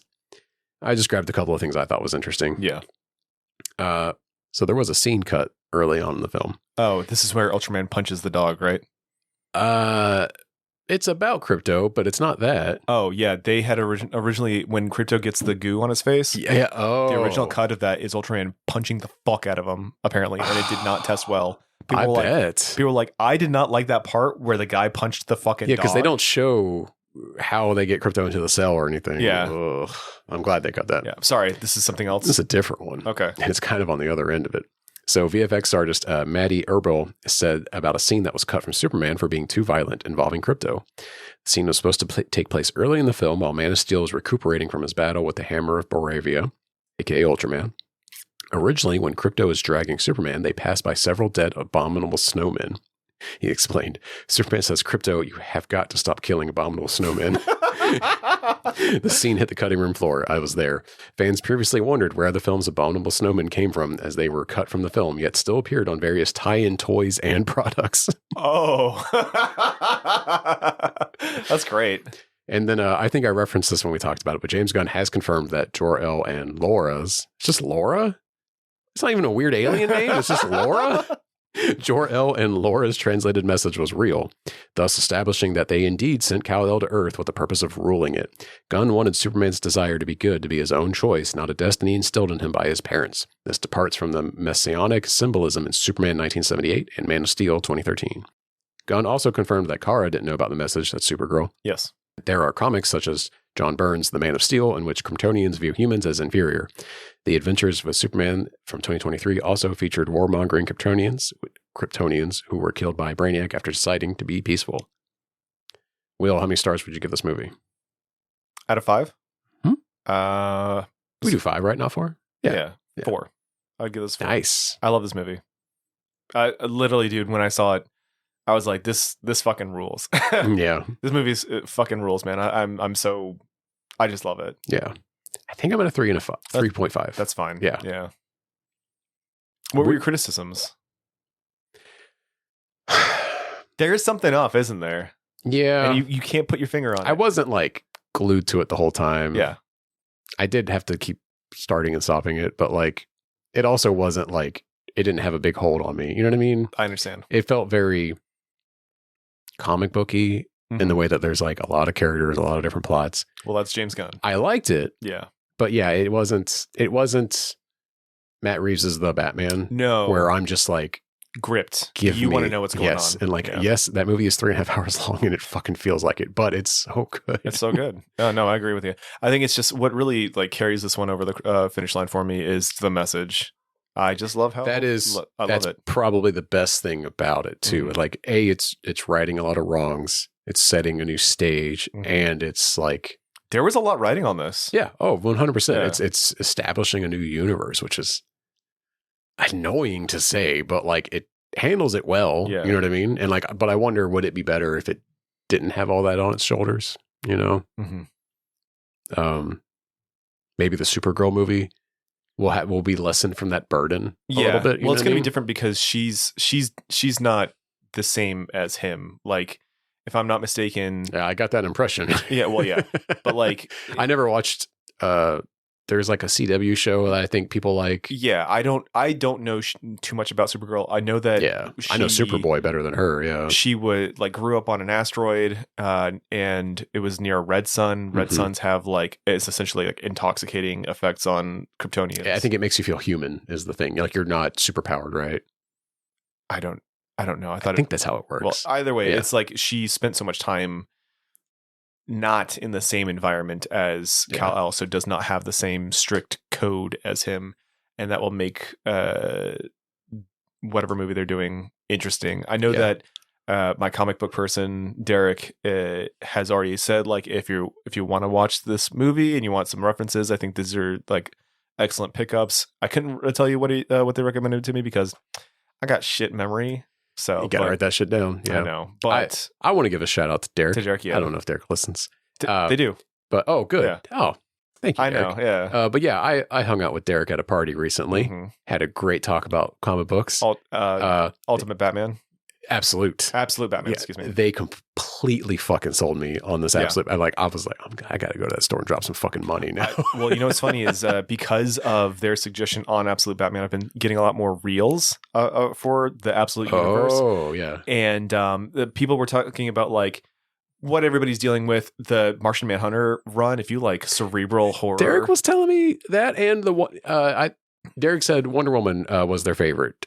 Really? But like Martian Manhunter, well, I guess it was Batman and Martian Manhunter were the ones that had released together. Yeah. And they were like really high on Martian Manhunter. So I have not since had a conversation with Derek about the Absolute Universe. So I don't know anything about Wonder Woman, but apparently the lasso can turn into whatever the fuck she needs. Oh, I didn't know that. Yeah. Well, and I explained like a long time ago when I first started working, I was blowing money on comics, way more than I needed to. Yeah. And I did that for like 3 or 4 years. And then I just went cold turkey. I was like, gotta fucking stop. I don't feel like I'm getting my money's worth anymore. And then talking to Derek, I was like, oh no, this is going to unlock something. Yeah. And I even recently added the entire Alan Moore run on Swamp Thing to my wish list. And I was like, I did never get around to reading those. I would like to buy that. And like, I'm not going to buy. Okay. Let me. It's a podcast. Let me rant about something stupid. You can say whatever the fuck you want. So DC, yes, piss me the fuck off. Okay. All right, but I love DC comics. Okay, sure. I always have preferred DC comics. No Marvel comic has ever really grabbed me. Like, even a mid-tier DC comic. But anyway, that's just me. That's just me. That's fine. That's a personal preference. I would love to sell you on Matt Fracture's Hawkeye run, which is fucking fantastic. I might enjoy it, but like. I just don't get the Marvel doesn't do a lot for me. Sure, that's fine. What I mean? But anyway, I'm a DC guy. Also, Vertigo is my preferred line, although I think they folded it in. But like when Vertigo was around, like they did the best fucking stuff. Like all the best shit came out of Vertigo. Anyway, Absolute for DC used to mean this is the best version of this comic. There's like Absolute Watchmen, Absolute V for Vendetta, Absolute Dark Knight. Yeah. And it's where or Dark Knight Returns. And it's where they like, it's like a huge hardcover.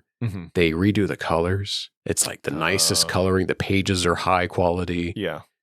They throw in all the covers of the comics in like full page. So you can all the bonuses, all the extras. Oh, like, that's nice. and it's top dollar. It ain't cheap. Sure. But it's like the nicest fucking version of this comic, this trade that you can own.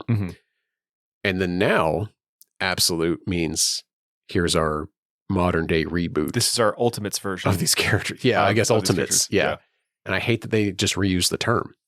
Because when Derek was explaining this to me, I was like, "What? Yeah, isn't that what they?" Well, first I thought they meant the when they did this like 15 years ago. It was called All Star. Oh, it's like the New 52. But yeah, sorry. That too. Fuck, that's when I quit buying comics. That entirely. was a decade ago, if I'm not mistaken. Yeah, but they did All Star Batman and Robin and All Star Superman. Yeah, and good runs. You know, All-Star the Batman Superman one was questionable. All Star Superman, I know, has parts of it in this movie. Yeah, that one was incredible. Yeah. The Batman one is infamous because the first time Batman, meets Robin, he uses the R slur. Oh, man. But I was like, isn't that like the Frank Miller run? And Derek's like, no, this has nothing to do with Frank Miller. And I was like, oh, then it's probably good because nothing Frank Miller's written in years is any good. But I digress. It's like a drinking game for this show. Like, take a shot if I mentioned Frank Miller being a bad writer now. Yeah. I digress. I'm excited to check out these new comics. Dude, and I'm worried it's going to awaken a new hobby of mine. I've already an old hobby of mine. I've already hit up Derek. I'm getting the first issue of Absolute Green Arrow. I'm getting the first trade for Absolute Batman. Yeah. I think they're already selling it, if I'm not mistaken. Like, they're already on 2. I've seen it. They're on 2 already. Yeah. But the idea of it sounds so fucking cool. Do you know what they're doing with Green Arrow?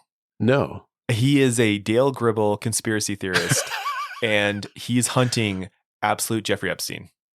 I'm not kidding you. Whoa. They made not Slade Wilson, but Slade Wilson, essentially. He's got a different first name.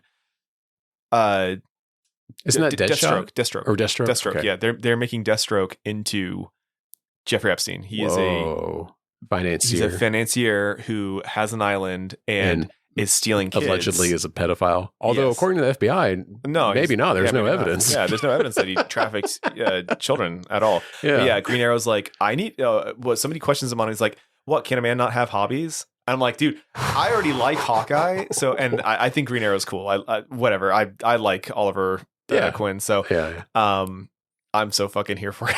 I'm like, I need to see how this, like, what this is all about. Yeah. This is so cool. So I'm here for it. Do you know about the Batman one? Like the quick premise? He's like 6'9", 420 pounds. And that's a joke. And he does not have rich parents. And he's a fucking, he's a beast. Well, my favorite part of it. Yeah. So Bruce Wayne is not some rich boy whose parents were shot in an alley. Yeah. Instead, his dad was like a big scientist, and him and his class were on a trip to the zoo one day when they were children. And I'm paraphrasing this. I haven't actually read it. I'm speaking like this is like secondhand for me. So if I get some details wrong, whatever. But at a trip to the zoo with Bruce Wayne's dad and his classmates, there is a mass shooter at the zoo.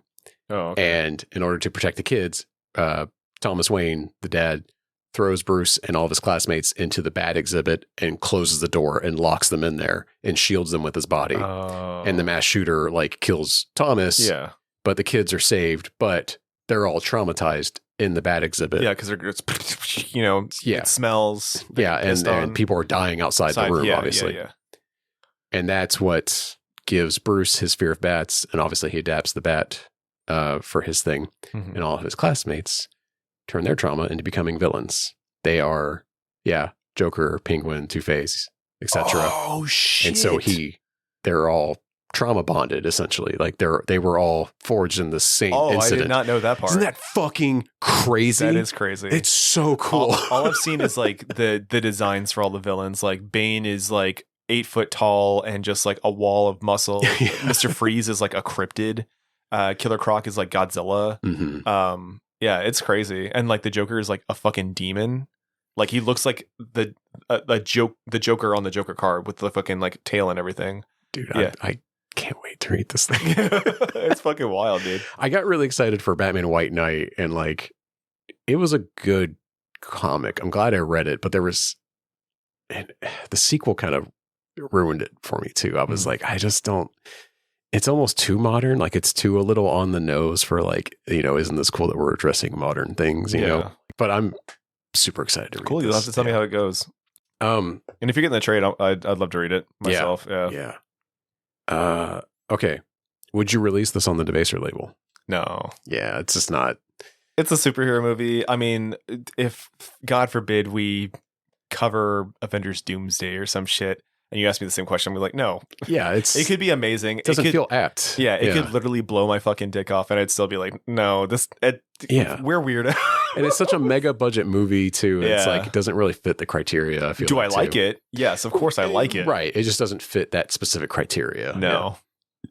Now I have a new segment. Oh shit! How long have we been going? Who cares? Oh, we're not at 2. Yeah. Plus, there was like that long gap. There was a break. Yeah. So I have a tip of the week.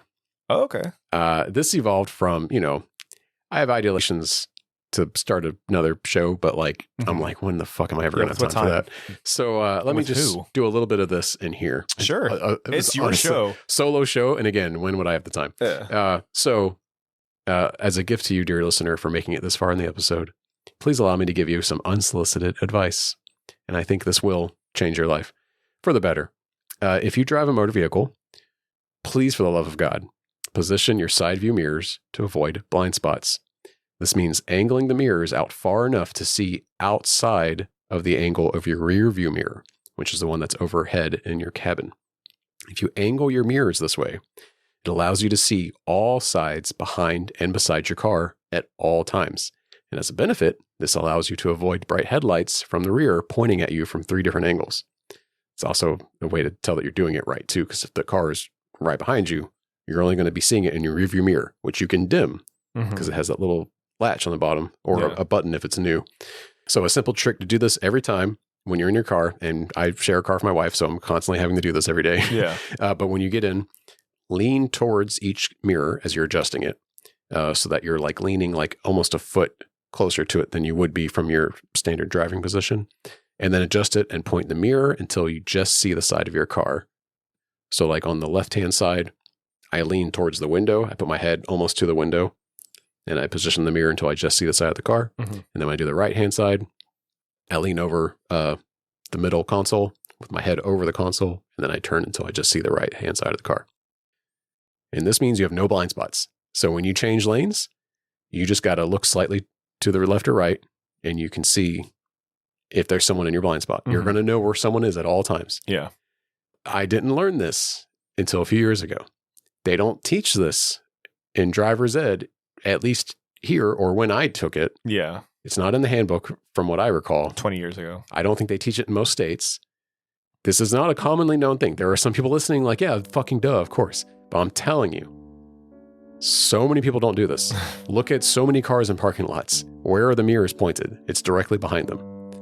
I wouldn't know, dude. I don't look at other people's mirrors. Sorry. I'm just saying, like, I know. Take a second and realize, like, that's why if someone's ever almost merged into you. Yeah, they weren't. Yeah. It's because they weren't fucking using their mirrors correctly. Yeah. People in Orlando, if you're listening, do this. Use your blinker and then check your mirrors. Yeah. I feel like this will save a lot of people, a lot of headache, a lot of hassle, and maybe even a life. Because it's fucking crazy that they don't teach this. This isn't standard. Maybe it is in some states. I don't know. Not in Florida, but baby. It doesn't feel like common knowledge. To all of our Canada listeners, I'm sorry. They probably go over this in primary school. Yeah. All right, listener, tell a friend about the show, please. And if you have any questions, comments, you can email us at debaserpod@gmail.com. Thank you for listening to Debaser. If you enjoyed this episode, please subscribe to us on your podcast app and follow us on social media by searching for @DebaserPod. My wonderful co-host is Will. Will, where can people find you? Do you have anything to plug this week? It's pocket_infinity on Instagram. We'll switch.engage on Blue Sky. I would like to plug Free Palestine. Hell fucking yeah. That's it. Yeah, same. I got nothing else to say. Go to so watch Superman on HBO Max. Yes. Although hopefully you already did because you made it this far. And then go to the theater and purchase a ticket for one battle after another, and you will not be disappointed. Now, be forewarned, it is 2 hours and 45 minutes long. It's quite long. So it's going to be a while, but you're going to have a great time. Trigger warning, Sean Penn. Yeah, and we will discuss that. Oh, good. I'm glad. Because that needs to be said. Yes, it does.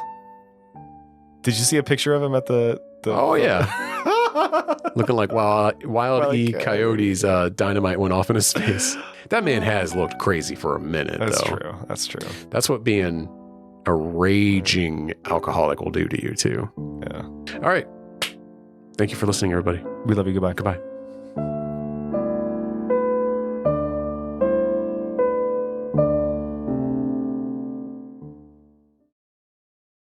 The following is a press release from the United Nations Human Rights Office of the High Commissioner. Israel has committed genocide against Palestinians in the Gaza Strip. The UN Independent International Commission of Inquiry on the Occupied Palestinian Territory, including East Jerusalem and Israel, said in a new report today. The commission urges Israel and all states to fulfill their legal obligations under international law to end the genocide and punish those responsible for it. The Commission has been investigating the events on and since October 7, 2023 for the last 2 years and concluded that Israeli authorities and Israeli security forces committed 4 of the 5 genocidal acts defined by the 1948 Convention on the Prevention and Punishment of the Crime of Genocide, namely killing, causing serious bodily or mental harm, deliberately inflicting conditions of life calculated to bring about the destruction of the Palestinians in whole or in part, and imposing measures intended to prevent births. Explicit statements by Israeli civilian and military authorities and the pattern of conduct of the Israeli security forces indicate that the genocidal acts were committed with intent to destroy, in whole or in part, Palestinians in the Gaza Strip as a group. The Commission finds that Israel is responsible for the commission of genocide in Gaza, said Navi Pillay, chair of the Commission. It is clear that there is an intent to destroy the Palestinians in Gaza through acts that meet the criteria set forth in the Genocide Convention. The responsibility for these atrocity crimes lies with Israeli authorities at the highest echelons who have orchestrated a genocidal campaign for almost 2 years now with the specific intent to destroy the Palestinian group in Gaza, Pillay said. The Commission also finds that Israel has failed to prevent and punish the commission of genocide through failure to investigate genocidal acts and to prosecute alleged perpetrators. The report is based on all the Commission's prior investigations, as well as factual and legal findings in relation to attacks in Gaza carried out by Israeli forces, and the conduct and statements of Israeli authorities from October 7, 2023 until July 31, 2025. The Commission's findings are based on a comprehensive examination of the underlying acts of genocide and genocidal intent. In establishing the genocidal acts, the Commission examined the Israeli military operations in Gaza, including killing and seriously harming unprecedented numbers of Palestinians, imposing a total siege, including blocking humanitarian aid leading to starvation, systematically destroying the healthcare and education systems in Gaza, committing systematic acts of sexual and gender-based violence, directly targeting children, carrying out systematic and widespread attacks on religious and cultural sites, and disregarding the orders of the International Court of Justice. In establishing genocidal intent, the Commission applied the only reasonable inference set forth by the International Court of Justice in the case of Bosnia versus Serbia. The Commission analyzed statements made by Israeli authorities and concluded that those statements are direct evidence of genocidal intent.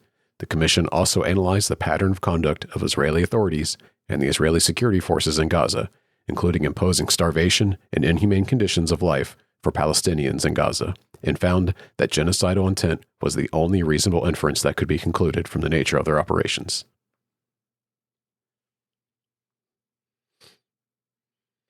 Israel has flagrantly disregarded the orders for provisional measures from the International Court of Justice and warnings from member states, UN offices, human rights organizations, and civil society groups, and continued the strategy of destruction of the Palestinians in Gaza, said Pillay. The commission finds that the Israeli authorities had no intention to change their course of actions. On the contrary, Israeli authorities have persisted and continued with their genocidal campaign in Gaza for almost 2 years now. Israel must immediately end the genocide in Gaza and comply fully with the orders for provisional measures of the International Court of Justice, she added. The acts of Israeli political and military leaders are attributable to the State of Israel. The Commission therefore concluded that the State of Israel bears responsibility for the failure to prevent genocide, the commission of genocide, and the failure to punish the perpetrators of genocide against the Palestinians in the Gaza Strip. The Commission also concluded that Israeli President Isaac Herzog, Prime Minister Benjamin Netanyahu, and then Defense Minister Yoav Gallant have incited the commission of genocide and that Israeli authorities have failed to take action against them to punish this incitement. The commission has not fully assessed statements by other Israeli political and military leaders and considers that they too should be assessed to determine whether they constitute incitement to commit genocide.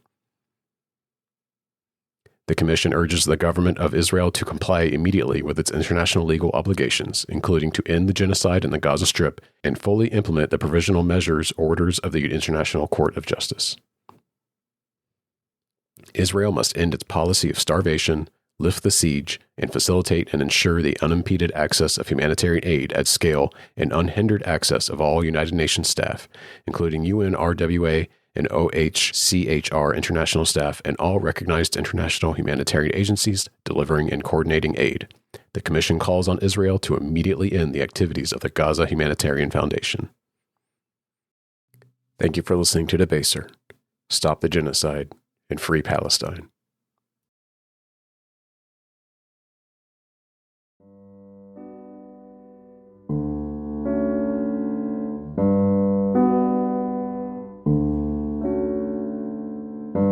Debaser, a film podcast, is hosted and produced by Will Taylor and Jared Rusk.